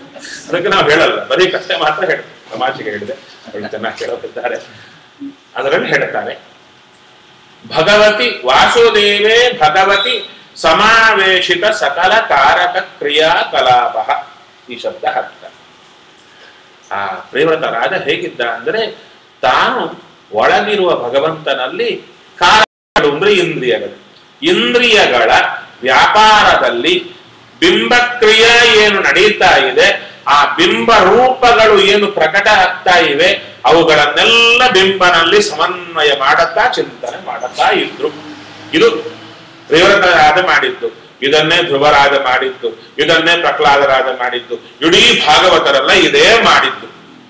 ಏನು ಬಹಳ ಕಷ್ಟ ಇದೆ ಅಂದರೆ ಅದಕ್ಕೆ ದಾಸರು ಕನ್ನಡದಲ್ಲಿ ಟ್ರಾನ್ಸ್ಲೇಷನ್ ಮಾಡಿದ್ರು. ಸತತ ವಿಷಯ ಇಂದ್ರಿಯಗಳಲ್ಲಿ ಪ್ರವಿತತ ನೆನೆಸಿ ರಾಜಿಸುವ ಲಕುಮೀಪತಿಗೆ ಸರ್ವ ಸಮರ್ಪಣೆಯು ಮಹಾಪೂಜೆ ಸದುಪಾಯ. ಬೆಸ್ಟ್ ಈಸಿಯೆಸ್ಟ್ ವೇ ಅಂದ್ರೆ ಏನದು ಅಂದ್ರೆ ಅವ್ರು ಮಾಡಿದ್ದೆ, ಪ್ರೇವ್ರತರಾಜ ಮಾಡಿದ್ದು ಕನ್ನಡದಲ್ಲಿ ನಮ್ಗೆ ಹೇಳಿದ್ರು. ಒಟ್ಟಾರೆ ಪೂಜಾ ಜಪ ಪಾರಾಯಣ ಇವೆಲ್ಲ ಬೇಸರ ಬರ್ತಾ ಇದೆ. ಅವಾಗ ನೋಡಿದ್ರು ದೇವರಂದ್ರೆ ಬೇಸರ ಬರಬಾರದಾದ್ರೆ ಬೇಸರ ಇಲ್ಲದ ಕೆಲಸ ಏನಾದ್ರೂ ಮಾಡ್ತೀರಾ ಅಂತ ಕೇಳಿದ್ರು. ಒಂದು ಊಟ ಎಂದು ಬೇಸರ ಬರಲಿಲ್ಲ. ಇಷ್ಟು ವರ್ಷ ಊಟ ಮಾಡಿದ್ವಿ, ಇನ್ನೊಂದು ವರ್ಷ ಊಟ ಬೇಡ ಅಂತಿಲ್ಲ. ಬೇಸರ ಇಲ್ಲದ ಕೆಲಸ ಊಟ, ನಡೆಯೋದು, ಕೂಡೋದು, ಏಳೋದು, ಮಲಗೋದು, ಅದರಲ್ಲಿ ಬೇಸರ ಇಲ್ಲ. ಮಾತಾಡೋದು ಒಂದು ಗಂಟೆಯೂ ನಿಲ್ಲಿಸಲ್ಲ. ಹೌದು. ಹಾಗಾದರೆ ಇವೇನು ಕಾರ್ಯಕ್ರಮಗಳು ಬೆಳಗ್ಗಿನಿಂದ ರಾತ್ರಿವರೆಗಿದೆ, ಒಟ್ಟಾರೆ ನಾವೆಲ್ಲ ಮಾಡುವ ಕಾರ್ಯಕ್ರಮಗಳಿಗೆ ಸರಿಯಾದ ಭಾಷೆಯಿಂದ ಹೇಳಿದರೆ ಸುಖಕ್ಕಾಗಿ ಹುಡುಕಾಟ. ಬಾಯಿಯಿಂದಲೋ, ಕಣ್ಣಿಂದಲೋ, ಕಿವಿಯಿಂದಲೋ, ಚರ್ಮದಿಂದಲೋ, ಒಟ್ಟಾರೆ 11 ಇಂದ್ರಿಯಗಳಿಂದ ಸುಖಕ್ಕಾಗಿ ಹುಡುಕಾಟ ಬೆಳಿಗ್ಗಿನಿಂದ ರಾತ್ರಿವರೆಗೆ. ಹೌದಾ? ಮಲಗಿದಾಗ ಚರ್ಮಕ್ಕೆ ಸುಖ, ನೋಡುವಾಗ ಟಿವಿಯಲ್ಲಿ ಕಣ್ಣಿಂದ ಸುಖ, ಕೇಳುವಾಗ ಕಿವಿಯಿಂದ ಸುಖ, ಬಾಯಿಯಿಂದ ಸುಖ, ತಿರುಗಾಟ ಆಗುವಾಗ ಅಲ್ಲಿ ಸುಖ, ಒಟ್ಟಾರೆ ಸುಖಕ್ಕಾಗಿ ಪ್ರಯತ್ನ. ಬೆಳಿಗ್ಗಿನಿಂದ ರಾತ್ರಿವರೆಗೂ ನಾವು ಮಾಡಿದ್ದೇನಯ್ಯ ಅಂದ್ರೆ ಸಿಂಪಲ್ ಆಗಿ ಒಂದು ಎಕ್ಸ್ರೇ ತೆಗೆದ್ರೆ ಎಲ್ಲಾ ಇಂದ್ರಿಯಗಳಿಂದ ಆಯಾ ಪದಾರ್ಥಗಳನ್ನ ತಗೊಳ್ಳುವಾಗ, ಈ ಪದಾರ್ಥಗಳನ್ನ ತಗೊಳ್ಳುವಾಗ ಸುಖ ಪಡೆಯುವ ಪ್ರಯತ್ನ. ಇಷ್ಟೇ ಜಸ್ಟ್ ಒಂದು ಮಾತಲ್ಲಿ ಹೇಳಿದರೆ. ಆಗ ದಾಸರು ಹೇಳಿದ್ರು, ಅದು ಸುಖ ಪಡಿತಾ ಇದ್ದೀರಾ, ದೇವರು ಕೊಡ್ತಾ ಇದ್ದಾನೆ, ಪಡ್ರಿ, ಪರವಾಗಿಲ್ಲ. ಪಡೋ ಕಾಲಕ್ಕೆ ಇಂದ್ರಿಯಗಳು ಬೇಕು ಸುಖ ಪಡ್ಲಿಕ್ಕೆ, ಇಲ್ಲದಿದ್ರೆ ಆಗಲ್ಲ. ಅದಕ್ಕೆ ತಕ್ಕ ಪದಾರ್ಥಗಳು ಬೇಕು, ಇಲ್ಲದಿದ್ರೆ ಸುಖ ಬರಲ್ಲ. ಅದರಲ್ಲೇ ನೀವು ನಿರತರಾಗಿದ್ದೀರಾ. ಅದಕ್ಕೆ ಇಂದ್ರಿಯಗಳಲ್ಲಿ ದೇವರ ರೂಪ ಇದೆ, ಪದಾರ್ಥಗಳಲ್ಲೂ ದೇವರ ರೂಪ ಇದೆ. ಎರಡು ನೆನೆದು ಸುಖ ಪಡಿ, ಇದು ದೊಡ್ಡ ಸಾಧನೆ ಇದೆ. ಸತತ ವಿಷಯ ಇಂದ್ರಿಯಗಳಲ್ಲಿ ಪ್ರವಿತತ, ಚೆನ್ನಾಗಿ ವ್ಯಾಪ್ತನಾಗಿದ್ದಾನೆ ಅಂತ ದೇವರಿಗೆ ಏನು ಸುಖ ಪಡೋದು ಕೃಷ್ಣ ಅರ್ಪಣ ಅಂಬೋದು, ನಾವು ಪಡೋದು ಕೃಷ್ಣ ಅರ್ಪಣ ಅಂಬೋದು. ದೊಡ್ಡ ಸಾಧನೆ ಅಂದ್ರು. Easiest way. ಸ್ವಲ್ಪ ಕಷ್ಟ, ನೆನಪೇ ಬರಲ್ಲ ದೇವರದ್ದು. ಅದೇ ಹೇಳ್ತಾ ಇದ್ದಾರೆ. ಗೊತ್ತಾಗತ್ತೆ, ಪುರಾಣ ಕಾಲಕ್ಕೇನೆ ಗೊತ್ತಾಯಿತು. ಮನೆಗೆ ಹೋದ್ರೆ ಗೊತ್ತಿದ್ರು ನೆನಪಾಗಲ್ಲ. ಯಾಕೆ? ನೆನಪು ಬರಲಿಕ್ಕೆ ಅಡ್ಡಿಯಾದ ಪಾಪ ಕೂತಿದೆ. ಇಲ್ಲಿ ಕೇಳ್ತಾ ಇದ್ದಾರೆ, ಏನು? ಪ್ರಚೋದಯ ಅಂದ್ರೆ ಸ್ವವಿಷಯೇ ಪ್ರೇರಯೇತ್, ನನ್ನ ಪಾಪವನ್ನ ಕತ್ತರಿಸಿ ನಿನ್ನ ಕಡೆಗೆ ನನ್ನ ಮನಸ್ಸನ್ನ ಕೊಡು. ಯಾವಾಗ? ಎಲ್ಲಾ ಕರ್ಮಗಳು ಮಾಡುವಾಗ ನಿನ್ನ ಇಂದ್ರಿಯಗಳಲ್ಲಿ, ಪದಾರ್ಥಗಳಲ್ಲಿ ವ್ಯಾಪ್ತನೆನಿಸಿದ ನಿನ್ನ ರೂಪಗಳ ಸ್ಮರಣೆ ಸತತ ಕೊಡು. ಇದು ಗಾಯತ್ರಿ ಮಂತ್ರ ಜಪ. ಅಂದರೆ ನಮ್ಮ ಮನಸ್ಸು ದೇವರಲ್ಲಿ ಬರಬೇಕಾದರೆ ನಾವು ದೂಡಿದರೆ ಹೋಗುತ್ತೋ ಅಂತ ಪ್ರಶ್ನೆ. ನಾವೆಲ್ಲ ಉಪದೇಶ ಕೊಡ್ತಾ ಇರ್ತೇವೆ, ನೀವೆಲ್ಲ ಕೇಳ್ತೀರ, ನೀವೆಲ್ಲ ಸಾಮಾನ್ಯವಾಗಿ ಬರ್ತೀರಾ, ಆಚಾರ್ಯ ನಮ್ಮ ಮನಸ್ಸು ಹೋಗ್ತಾ ಇಲ್ಲ ದೇವರತ್ರ, ಏನು ಮಾಡಿದ್ರೆ ಹೋಗುತ್ತೆ? ಇಲ್ಲಪ್ಪ, ನೀವೆಲ್ಲ ಪ್ರಯತ್ನ ಮಾಡಬೇಕು, ನೀವೆಲ್ಲ ಪ್ರಯತ್ನ ಮಾಡಬೇಕು. ಮನಸ್ಸನ್ನ ಕಂಟ್ರೋಲ್ ಮಾಡಿ ದೇವರಲ್ಲಿ ಇಡಬೇಕು. ಇಲ್ಲದ ದೇವರು ಶಿಕ್ಷೆ ಮಾಡಿಬಿಡ್ತಾನೆ. ಇಷ್ಟೇ ಅಲ್ವ ನಿಮಗೆ ಉತ್ತರ. ಅರಣ್ಯಕಾಚಾರ್ಯ ಹೇಳ್ತಾ ಇದ್ದಾರೆ, ಯಾರ ಮನಸ್ಸು ತರಕಾರ ಉಪನಿಷತ್ತಿನಲ್ಲಿ ರುದ್ರದೇವರೇ ಕೇಳ್ತಾ ಇದ್ದಾರೆ, ನಮ್ಮ ಮನಸ್ಸಿಗೆ ಅಭಿಮಾನಿಗಳವರು, ನಮ್ಮ ಮನಸ್ಸನ್ನ ಕಂಟ್ರೋಲ್ ಮಾಡುವವರು. ಅವರು ಬ್ರಹ್ಮದೇವರನ್ನ ಕೇಳಿದ್ರು, ಸ್ವಾಮಿ ನನ್ನ ಮನಸ್ಸು ನಿಮ್ಮ ಹಿಡಿತದಲ್ಲಿದೆಯಾ ಅಂತ ಕೇಳಿದ್ರು. ಅವಾಗಂದ್ರು, ನನ್ನ ಮೊದಲುಕೊಂಡು ಎಲ್ಲರ ಮನಸ್ಸು ಯಾರ ಹಿಡಿತದಲ್ಲಿದೋ ಅವನೇ ದೇವ ಅಂದ್ರು. ಮತ್ತೆ ನಾವು ಒಬ್ಬರಿಗೊಬ್ಬರು ನಿನ್ನ ಮನಸ್ಸು ನೀ ಕಂಟ್ರೋಲ್ ಅಲ್ಲಿ ಇಟ್ಟುಕೋ ಅಂದ್ರೆ ಜೋಕ್ ಅಲ್ವೋ? ಹಾಗಾದ್ರೆ ದೊಡ್ಡವರು ಹೇಳ್ತಾರೆ, ನಿನ್ನ ಮನಸ್ಸು ಕಂಟ್ರೋಲ್ ಅಲ್ಲಿ ಇಟ್ಟುಕೋ ಅಂದ್ರೆ ತಾತ್ಪರ್ಯ ಏನು? ಯಾರ ಕಂಟ್ರೋಲ್ ಅಲ್ಲಿ ಇದೆಯೋ ಅವ್ರ ಕಾಲು ಹಿಡಿ ಅಂತ ಅರ್ಥ ಅಷ್ಟೇ ಹೊರತು ನೀನೇ ಕಂಟ್ರೋಲ್ ಮಾಡಿಕೋ ಅಂತ ಅರ್ಥ ಅಲ್ಲ.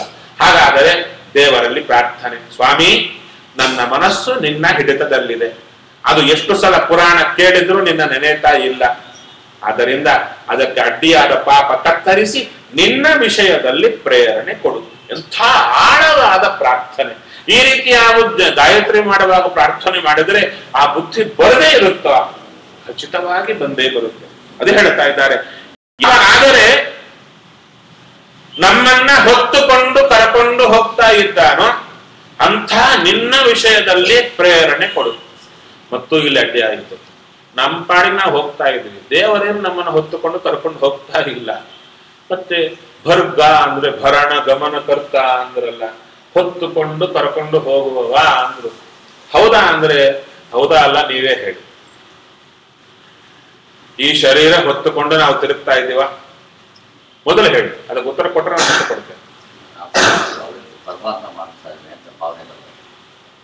ಅಲ್ಲ, ಈ ಶರೀರ ಹೊತ್ತುಕೊಂಡು ನೀವು ತಿರುಗ್ತಾ ಇದ್ರೆ ಇಲ್ವೋ? ನೀವು ತಿರುಗ್ತಾ ಇದ್ರೋ ಇಲ್ವೋ?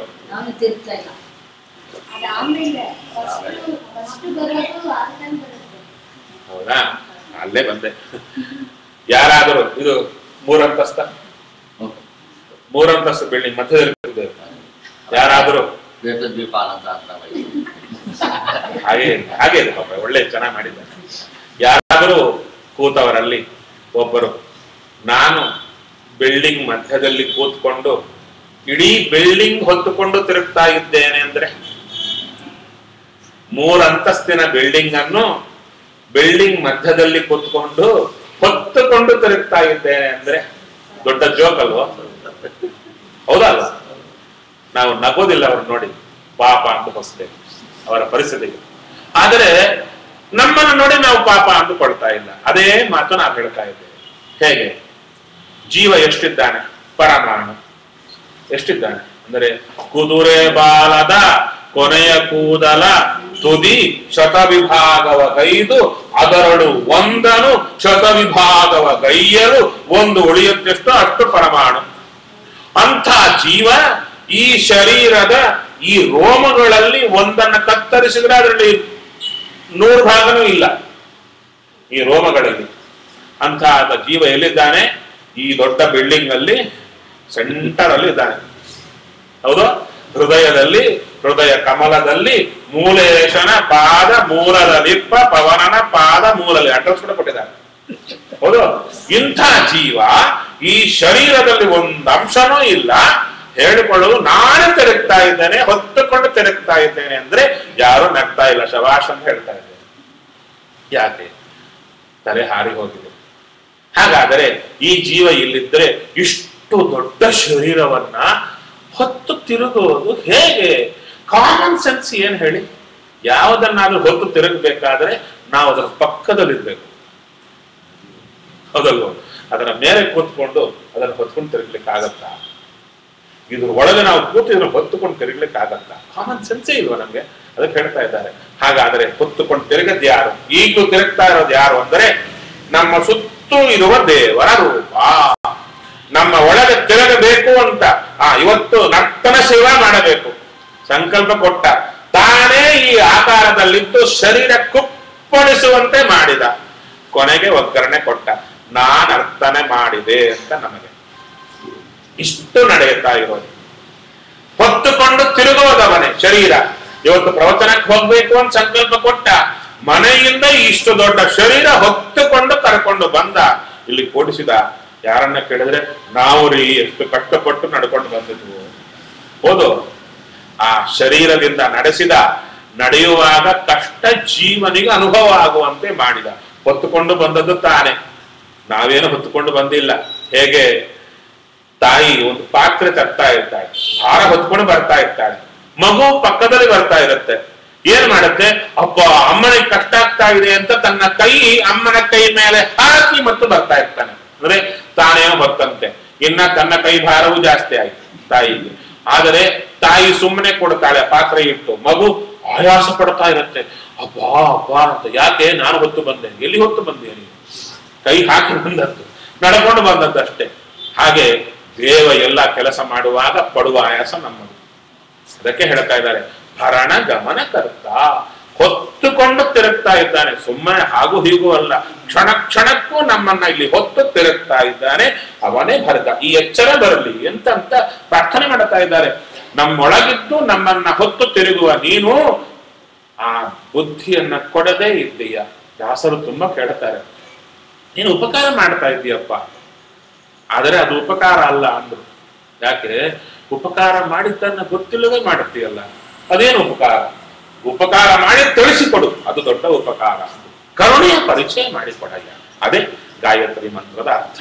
ನೀ ಮಾಡುವ ಉಪಕಾರದ ಪರಿಚಯ ಮಾಡಿಕೊಡು, ಸ್ವವಿಷಯೇ ಪ್ರೇರಯೇ, ಇಂಥ ಬುದ್ಧಿ ಕೊಡು. ಯಾರು? ತಸ್ಯ ಸವಿತು ಜಗದುತ್ಪಾದಕಸ್ಯ ದೇವಸ್ಯ, ಈ ಜಗತ್ತನ್ನೇ ಹುಟ್ಟಿಸಿ ಬಿಡುವಂಥ ಸ್ವಾಮಿ. ಅಲ್ಲ, ಯಾವಾಗೂ ಹುಟ್ಟಿಸ್ತಾನೆ, ಮತ್ತೆ ಹುಟ್ಟಿಸೋದೇನು? ಎಷ್ಟು ಜನ ಹುಟ್ಟುತ್ತಾ ಇದ್ದಾರೋ, ಎಷ್ಟು ಜನ ನಾವು ಬದುಕಿದ್ದೇವೆ. ದಿನ ದಿನಕ್ಕೂ ನಮ್ಮ ಶರೀರ, ಹೊಸ ಶರೀರ ಬರ್ತಾ ಇದೆ, ಹೌದಾ? ಹಳೆ ಸೆಲ್ಗಳೆಲ್ಲ ಬಿದ್ದು ಹೋಗ್ತಾ ಇವೆ, ಹೊಸ ಸೆಲ್ಲೆಲ್ಲ ಬರ್ತಾ ಇದೆ. ಆತ ಸವಿತೃನಾಮಕ ಭಗವಂತ ನಮ್ಮೊಳಗೆ ದಿನಾಗ್ಲೂ ಹೊಸ ಕಣಗಳನ್ನ ಹುಟ್ಟು ಹಾಕದಿದ್ದರೆ ಒಂದೊಂದು ಶರೀರ ಭಾಗ ಕೊಳೆತು ಕೊಳೆತು ಹೋಗಿ ಬಿದ್ದು ಬಿಡುತ್ತೆ, ಹೌದಾ? ಹಾಗಾದರೆ ಶರೀರ ಕೊಳೆಯದೆ ನಿತ್ಯ ಚೆನ್ನಾಗಿರಬೇಕಾದರೆ ಒಂದೊಂದು ಕಣವನ್ನು ಉತ್ಪಾದನೆ ಮಾಡುತ್ತಾನೆ. ಅದು ಲೆಕ್ಕ ಪ್ರಕಾರ ಮಾಡುತ್ತಾನೆ. ಇವರಿಗೆ ಚೆನ್ನಾಗಿ ಮಾಡಬೇಕು ಅಂದ್ರೆ ಹಾಗೆ ಮಾಡುತ್ತಾನೆ. ಕರ್ಮ ಬಂತ ಕೈ ಮಾತ್ರ ಕೊಳಸಿಕೊಡುತ್ತಾನೆ. ಆ ರೀತಿಯಲ್ಲಿ ಸ್ವಾಮಿಯ ಆ ಒಂದು ವಿಶೇಷವಾದ ಸವಿತೃ ಶಬ್ದಕ್ಕೆ ಬಹಳ ಅರ್ಥ. ಅಂದರೆ ಎಲ್ಲರ ಒಳಗಿದ್ದು ಅವರಿಗೆ ನೂತನ ನೂತನ ಬುದ್ಧಿಗಳನ್ನ ಕೊಡುವವ, ನೂತನ ಶರೀರಗಳನ್ನ ಕೊಡುತ್ತಾನೆ, ಎಲ್ಲರಿಗೂ ನೂತನತ್ವ ಕೊಡುತ್ತಾ ಇದ್ದಾನೆ. ಅಂಥ ದೇವನ ಅಂದರೆ ಕ್ರೀಡಾದಿ ಗುಣ ವಿಶಿಷ್ಟಸ್ಯ, ಎಷ್ಟು ಕೆಲಸ ಮಾಡಿದರೂ ಚೂರು ಶಾಂತತೆ ಇಲ್ಲ ಅವನಿಗೆ. ಹೇಗೆ ಜೇಡರ ಬಲೆ ಕತ್ತರಿಸಬೇಕಾದ್ರೆ ಶಕ್ತಿ ಬೇಕೋ, ಕೈ ಇಟ್ಟರೆ ಸಾಕು ಕತ್ತರಿಸಿ ಹೋಗುತ್ತೆ. ಹಾಗೆ ಇಡೀ ಜಗತ್ತನ್ನ ನಡೆಸಿ ಬಿಡಲಿಕ್ಕೆ ದೇವರ ಅಂದ್ರೆ 14 ಲೋಕಗಳಲ್ಲಿರುವ ಎಲ್ಲಾ ಜೀವರಾಶಿಗಳ ಕರ್ಮ ಲೆಕ್ಕ ಮಾಡಿ ಇವ ಈ ಜನ್ಮದಲ್ಲಿ ಇಷ್ಟನೇ ವರ್ಷ, ಈ ತಿಂಗಳು, ಈ ದಿವಸ, ಈ ಕ್ಷಣ ತಲೆ ಹೀಗೆ ತಿರುಗಿಸಬೇಕು, ಈ ಲೆಕ್ಕ ಪ್ರಕಾರ ಎಲ್ಲರಿಗೂ ಮಾಡುತ್ತಾನೆ. ಹಾಗಾದ್ರೆ ಇಡೀ ಬ್ರಹ್ಮಾಂಡದಲ್ಲಿ ಎಲ್ಲರ ಚರ್ಯ ಹೇಗಿದೆ, ಎಲ್ಲ ಕ್ಯಾಲ್ಕುಲೇಟೆಡ್. ಇದೆಲ್ಲ ಒಂದು ಕ್ಷಣದಲ್ಲಿ ಮಾಡಿಸಿ ಬಿಡುವ ದೇವರ ತಾಕತ್ತೆಷ್ಟು ಅಂದರೆ ಆತನಿಗಿರುವ ಶಕ್ತಿಯಲ್ಲಿ 2 ಕಾಳಷ್ಟು ಹೊರಗೆ ತೆಗೆದು ಅದರಲ್ಲಿ ಅನೇಕ ಸಹಸ್ರಾಂಶಗಳು ಮಾಡಿ ಒಂದು ಚೂರನ್ನು ತೆಗೆದರೆ ಅದರಿಂದ ಎಲ್ಲ ಮಾಡಿಸಿ ಬಿಡ್ತಾ ಇದ್ದಾನೆ. ಅಂಥ ತಾಕತ್ತಿರುವ ದೇವ, ಅಂಥ ನಾರಾಯಣ, ಅಂಥ ದೇವರ ವರೇಣ್ಯಂ ವ್ಯಾಪ್ತಂ ರೂಪಂ ಅಂದರೆ ಎಲ್ಲ ಕಡೆ ವ್ಯಾಪಿಸಿರುವ ಈ ದೊಡ್ಡ ಗುಣ ಇದು. ದೇವರು ಎಲ್ಲಾ ಕಡೆ ಇದ್ದಾನೆ, ಎಲ್ಲಾ ಕಡೆ ಇದ್ದಾನೆ, ಎಲ್ಲಾ ಕಡೆ ಇದ್ದಾನೆ ಚಿಂತನೆ ಮಾಡಿ ಅಂದ್ರು. ಯಾಕೆ ಅಂದ್ರೆ ನಾವು ಇಲ್ಲಿದ್ದೇವೆ, ಅಲ್ಲಿಗೆ ಹೋದಾಗ ಏನಾದ್ರು ತೊಂದರೆ ಬಂದ್ರೆ ದೇವರು ಬರ್ತಾರೋ ಇಲ್ವೋ ಸಂಶಯ. ಶ್ರೀನಿವಾಸ ತಿರುಪತಿಯಲ್ಲಿದ್ದಾನೆ, ಇಲ್ಲಿಗೆ ಬರ್ತಾನೋ ಇಲ್ವೋ. ಆದರೆ ನೀನು ಇಲ್ಲದ ಜಾಗವೇ ಇಲ್ಲ ಅಂದ್ರೆ ಹೆದರಿಗೇ ಇಲ್ಲ, ಎಲ್ಲ ಕಡೆ ಅವನೇ ಇದ್ದಾನೆ. ಆ ಎಚ್ಚರ ಬಂದರೆ ಸಂತೋಷವಾಗಿರುತ್ತೆ. ಅದೇ ಅಧ್ಯಾತ್ಮದ ಧರ್ಮದಲ್ಲಿ ಹೇಳ್ತಾರೆ, ಯತ್ರ ಯತ್ರ ಗತಿರ್ಮಮೇಶ್ವರ ತತ್ರ ತೇಸ್ತಿ ಪದಾಂಬುಜ. ನಾನು ಎಲ್ಲೆಲ್ಲಿ ಹೋಗ್ತೇನೆ ಅಲ್ಲೆಲ್ಲ ನೀನಿದ್ದೀಯ. ಆದ್ದರಿಂದ ನಮ್ಮವರಾದ್ರೆ ಎಲ್ಲರನ್ನ ಟ್ರೈನ್ ಟಿಕೆಟ್ ಇಟ್ಟು ಕರ್ಕೊಂಡು ಹೋಗ್ಬೇಕು ನಾನು ರಕ್ಷಣೆ ಮಾಡ್ಲಿಕ್ಕೆ, ಬೇಕಾಗಿಲ್ಲ. ನೀನು ಎಲ್ಲಾ ಕಡೆ ಇದ್ದೀಯ, ನಾನು ಎಲ್ಲಿಗೆ ಹೋದ್ರೂ ಇದ್ದೀಯ, ನನಗೇನಿಲ್ಲ. ಹಿಂದಿಯಲ್ಲಿ ಹೇಳ್ತಾರಲ್ಲ ಬೇಬಿಕ ಅಂತ, ಆಗಿರ್ಬೋದು, ಸಂತೋಷವಾಗಿರ್ಬೋದು ನಾವು ಅಂತ. ಅಂಥ ದೇವರ ರೂಪವನ್ನ ಚಿಂತಯಾಮಹ, ಸದಾ ಚಿಂತನೆ ಮಾಡುತ್ತೇವೆ. ದೇವರ ಚಿಂತನೆ ಆಯಿತು, ಸಂಧ್ಯಾ ವಂದನೆ ಮುಗಿಲಿಕ್ಕೆ ಬರ್ತಾ ಇದೆ. ಕೊನೆಯಲ್ಲಿ ಮಾಡೋದೇನು? ದಿಕ್ಕುಗಳಿಗೆ ನಮಸ್ಕಾರ. ದಿಕ್ಕುಗಳಲ್ಲಿ ಯಾರ್ಯಾರಿದ್ದಾರೆ? ಪೂರ್ವ ದಿಕ್ಕಿನಲ್ಲಿ ಇಂದ್ರ, ನಂತರ ಅಗ್ನಿ, ನಂತರ ಯಮ, ನಿವೃತ್ತಿ, ವರುಣ, ವಾಯು, ಕುಬೇರ, ಈಶಾನ, ಮೇಲೆ ಬ್ರಹ್ಮವಾಯುಗಳು, ಕೆಳಗೆ ಶೇಷ ಕಾಮರು ಇಷ್ಟಿದ್ದಾರೆ. ಸಭಾರ್ಯಾಹ ನಮ್ಯಾಹ, ಅದರಲ್ಲಿ ಅನಿರುದ್ಧ, ಪ್ರದ್ಯುಮ್ನ, ಸಂಕರ್ಷಣ, ವಾಸುದೇವ, ನಾರಾಯಣರನ್ನು ನಮಸ್ಕಾರ ಮಾಡಿ ಎಂದ್ರು. ಯಾಕೆ ಮಾಡಬೇಕು ಅಂತ ಪ್ರಶ್ನೆ. ಸಂಧ್ಯಾವನಲ್ಲಿ ಹೇಳಿದ್ದಾರೆ ಮಾಡಿ ಅಂತ ಹೇಳಿದ್ರು. ಯಾಕೆ ಮಾಡಬೇಕು ಅಂದ್ರೆ ನಾವು ನಿಮ್ಮ ನಿಮ್ಮ ದಿಕ್ಕುಗಳಿಗೆ ಬಂದಾಗ ನಮ್ಮನ್ನು ರಕ್ಷಣೆ ಮಾಡಿ ಏನಾಗ್ಲೂ ಬರ್ತಾ ಇದ್ದೇವೆ. ಅಷ್ಟೇ ಅಲ್ಲ, ನನ್ನ ಸ್ವಾಮಿ ಮೂಲೇಶ ತನ್ನ ಪಾದದಲ್ಲಿ ನನ್ನನ್ನ ಹೊತ್ತುಕೊಂಡು ಹೃದಯ ಕಮಲದಲ್ಲಿ 8 ದಳಗಳಿಗೂ ನೀವು ನಿಂತಿದ್ದೀರಾ. ಅಷ್ಟ ದಿಕ್ಪಾಲಕರು ನಿಮ್ಮ ಹತ್ತಿರ ನನ್ನನ್ನು ಕರ್ಕೊಂಡು ಬರ್ತಾ ಇದ್ದಾನೆ. ಆ ಬಂದಾಗ ದೇವರ ಕಡೆಯೇ ಬುದ್ಧಿ ಬರುವಂತೆ ಮಾಡಿ. ಇಂಥ ಪ್ರಾರ್ಥನೆ ಇದು ಒಳಗೆ ನಿವೃತ್ತಿ, ನೈಋತ್ಯ ದಳಕ್ಕೆ ದೇವರು ಬಂದ್ರೆ ಆಗುವುದೇ ಪಾಪ ಕರ್ಮ. ಅವರು ಕೇಳ್ತಾರೆ, ಅಲ್ಲಪ್ಪ ದೇವರು ನನ್ನ ಕಡೆಯಿಂದ ಹೊತ್ಕೊಂಡ್ ಬರ್ತಾರೆ, ಅವಾಗ ನಿನ್ ಸರಿ ಪಾಪ ಕರ್ಮ ಮಾಡಿಸಬಾರದು ಅಂತ ನಿನ್ನ ತಾತ್ಪರ್ಯವೋ ಅಂತ ಕೇಳಿದ್ರು. ರಕ್ಷಣೆ ಮಾಡಿ ಎಂಬುದಕ್ಕೆ ತಾತ್ಪರ್ಯ ಏನು? ಯಾವ ರೀತಿ ರಕ್ಷಣೆ ಮಾಡಬೇಕು ಅಂತ ನೀವು ಅಂದುಕೊಳ್ತಾ ಇದ್ದೀರಾ? ಅಂದ್ರೆ ನಿನ್ನ ಕೈಲಿ ಪಾಪ ಕರ್ಮವೇ ಮಾಡಿಸಬಾರದಾ ಹೇಳು ಅಂತ ಕೇಳಿದ್ರು. ಅವ್ರೇನ್ ಮಾಡಲ್ಲ, ಕೇಳ್ತಾ ಇದ್ದಾರೆ, ಕ್ವಶನ್ ಮಾರ್ಕ್ ಹಾಕ್ತಾ ಇದ್ದಾರೆ. ರಕ್ಷಣೆ ಮಾಡುವ ಎಂಬುದರಲ್ಲಿ ಏನರ್ಥ ಇರಬೇಕು ಅಂತ. ಸ್ವಾಮಿ, ದೇವರ ಸಂಕಲ್ಪಾನುಸಾರ ನೀವು ನನ್ನಿಂದ ಒಳ್ಳೆ ಕೆಲಸವೋ ಕೆಟ್ಟ ಕೆಲಸವೋ ಮಾಡಿಸೇ ಬಿಡ್ತೀರಾ. ಅದರಲ್ಲಿ ಆಪ್ಷನ್ ಇಲ್ಲ. ಒಂದು ಆಪ್ಷನ್ ಇದೆ. ಏನದು ಅಂದರೆ ದೇವರ ಸ್ಮರಣೆ ಪೂರ್ವಕ ಆ ಕರ್ಮಗಳು, ದೇವರ ಸ್ಮರಣೆ ಇಲ್ಲದೆ ಆ ಕರ್ಮ ಅಂತ ಎರಡೇ ಆಪ್ಷನ್. ಅದರಲ್ಲಿ ನಿಮ್ಮನ್ನ ಪ್ರಾರ್ಥನೆ ಮಾಡಿದರೆ ಅದು ಕೆಟ್ಟ ಕೆಲಸವಾಗಲಿ ಒಳ್ಳೆ ಕೆಲಸವಾಗಲಿ ನನ್ನ ಕರ್ಮಾನುಸಾರ ನಡೆಯುವಾಗ ದೇವರ ಸ್ಮರಣೆ ಒಂದು ಕೊಡಿಸಿ, ಅದು ನಿಮ್ಮ ಹತ್ರ ಬಂದಾಗ ಪ್ರಾರ್ಥನೆ. ಕೆಟ್ಟ ಕೆಲಸ ತಪ್ಪಿದ್ದಲ್ಲ, ಮಾಡಿಯೇ ಮಾಡ್ತೇವೆ. ಎಷ್ಟು ಉಪದೇಶಗಳು ಕೊಟ್ಟರು ಬಿಡ್ತಾ ಇದ್ವು ಇಲ್ಲ. ಯಾಕೆ? ಸ್ವಾಮಿಯೇ ಒಳಗೆ ನಿಂತು ದೇವತೆಗಳ ದೈತ್ಯರ ಮೂಲಕ ನಮ್ಮ ಕರ್ಮಾನುಸಾರ ಮಾಡಿಸಿ ಬಿಡ್ತಾ ಇದ್ದಾನೆ. ಈ ಫ್ಯಾಕ್ಟ್ ಗೊತ್ತಿತ್ತು ಸುಮ್ಮನೆ ಜೋಕ್ ಯಾಕೆ ಹಾಕೋದು? ನೀ ಮಾಡು ನೀ ಬಿಡು ಅಂತ ಹೇಳಿ ಇಲ್ಲ.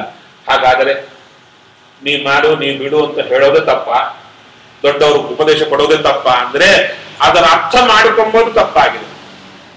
ನೀನು ಮಾಡು ನೀನು ಬಿಡು ಅಂತ ಕೊಡೋದರಲ್ಲಿ ಅರ್ಥದ ಏನು ಉಪದೇಶದಲ್ಲಿ ಅಂದರೆ ಬಿಂಬನಲ್ಲಿ ದೃಷ್ಟಿ ಇಟ್ಟು ಕೊಡ್ತಾರೆ ದೊಡ್ಡವರು. ನೀನು ಇವನಿಂದ ಮಾಡಿಸು ಅಂತ ಅರ್ಥ ಅಷ್ಟೇ ಹೊರತು ಅಸ್ವತಂತ್ರ ಜೀವ ಇವೇ ಮಾಡತಾನೆ ಅಂತ ಅರ್ಥ ಅಲ್ಲ. ಅದಕ್ಕೆ ವಿಧಿ ನಿಷೇಧಗಳು ಜೀವನಿಗೆ ಹೇಳಿದ್ದಾರೆ. ಜೀವ ಶುದ್ಧ ಅಸ್ವತಂತ್ರನಾದರೆ ವಿಧಿ ನಿಷೇಧಗಳು ಹೇಗೆ ಕೂಡಿಸಬೇಕು ಅಂತ ದೊಡ್ಡ ಗೊಂದಲ ಹೇಳಿದ್ರು. ಯಾಕಷ್ಟು ಕಷ್ಟಪಡ್ತೀರಾ? ವಿಧಿ ನಿಷೇಧಗಳು ಶಾಸ್ತ್ರದ ಮೂಲಕ ಗುರುಗಳು ಹೇಳ್ತಾರಲ್ಲ, ಯಾರಿಗೆ ಹೇಳೋದು? ಬಿಂಬನಿಗೆ ಹೇಳೋದು ಅಲ್ಲ. ವಿಧಿ ನಿಷೇಧಗಳು ಬಿಂಬನಿಗ ಅಲ್ಲ, ಬಿಂಬನ ಮೂಲಕ ಜೀವನಿಗೆ. ಬಿಂಬನಲ್ಲಿ ದೃಷ್ಟಿ ಸೂತ್ರ ಹೇಳ್ತಾ ಇದೆ. ಶಾಸ್ತ್ರ ದೃಷ್ಟಿಯಾದ ಉಪದೇಶ, ಬಿಂಬ ಅಂತರ್ಯಾಮಿ ದೃಷ್ಟಿಯಿಂದ ಉಪದೇಶ ಕೊಡೋದು. ಆಚಾರ್ಯರು ಬರೆದ್ರು ಶಾಸ್ತ್ರ ದೃಷ್ಟಿಯಾದ ಉಪದೇಶ ಅಂದ್ರೆ ಶಾಸ್ತ್ರಂ ಅಂತರ್ಯಾಮಿ ಅಂದ್ರು. ಅಂತರ್ಯಾಮಿ ದೃಷ್ಟಿಯಿಂದ ಉಪದೇಶ. ನಾವು ಪ್ಯಾರಾಲಿಸಿಸ್ ಪೇಷಂಟ್ ತರ ದೇವರು ಉಸಿರಾಡಿಸಿದ್ರೆ ಉಸಿರಾಡ್ತೇವೆ, ಇಲ್ಲದೆ ಬಿದ್ದಿರ್ತೇವೆ. ನಮಗೆ ನೀನು ಹೀಗಿರು ಹಾಗಿರು ಅಂದ್ರೆ ನಾವು ಹೇಗಿರ್ಲಿಕ್ಕೆ ಸಾಧ್ಯ? ಹೇಗೂ ಇಲ್ಲ. ಅದಕ್ಕೆ ಅವನು ಹೇಗಿಟ್ರೆ ಹಾಗಿರ್ಬೇಕು. ಅದಕ್ಕೆ ಉಪದೇಶ ಕೊಡೋ ಕಾಲಕ್ಕೆ ಎಲ್ಲಿ ಉಪದೇಶ ಅಂದರೆ ಒಳಗಿರುವ ಸ್ವಾಮಿಗೆ ಹೀಗಿರುವಂತ ಮೇಲ್ನೋಟ ಕೊಡ್ತಾರೆ, ಒಳಗೆ ಮಾತ್ರ ಹೀಗೆ ಇವನನ್ನ ಇರಿಸು ಅಂತ ದೇವರಲ್ಲಿ ಪ್ರಾರ್ಥನೆ. ಇದು ಉಪದೇಶದ ಧರ್ಮ. ಒಳಗೆ ತಿಳ್ಕೊಂಡ್ರೆ ಬಹಳ ಇವೆ ಎಂಬಲ್ಲಿಗೆ ಉಪನಯನ ಪ್ರಕರಣ ಶ್ರೀಕೃಷ್ಣಾರ್ಪಣ ವಸ್ತು. ನಾಳೆ ಇಲ್ಲ, ಯಾಕೆಂದ್ರೆ ನಾಳೆ ನಾನು ಮೈಸೂರಿಗೆ ಹೋಗ್ತಾ ಇದ್ದೇನೆ. ಯಾರು ಅಪ್ಪ ಅವರ ಆರಾಧನೆಗೆ ನಮ್ಮ ಕಟ್ಟೆ ಮನೆಗೆ ಹೋಗ್ತಾ ಇದ್ದೇನೆ. ಅಲ್ಲಿಂದ ಬರುವುದೇ ತಡ ಆಗಬಹುದು ಅಂತ ಅನಿಸುತ್ತೆ. ಅದರಿಂದ ಶನಿವಾರ 5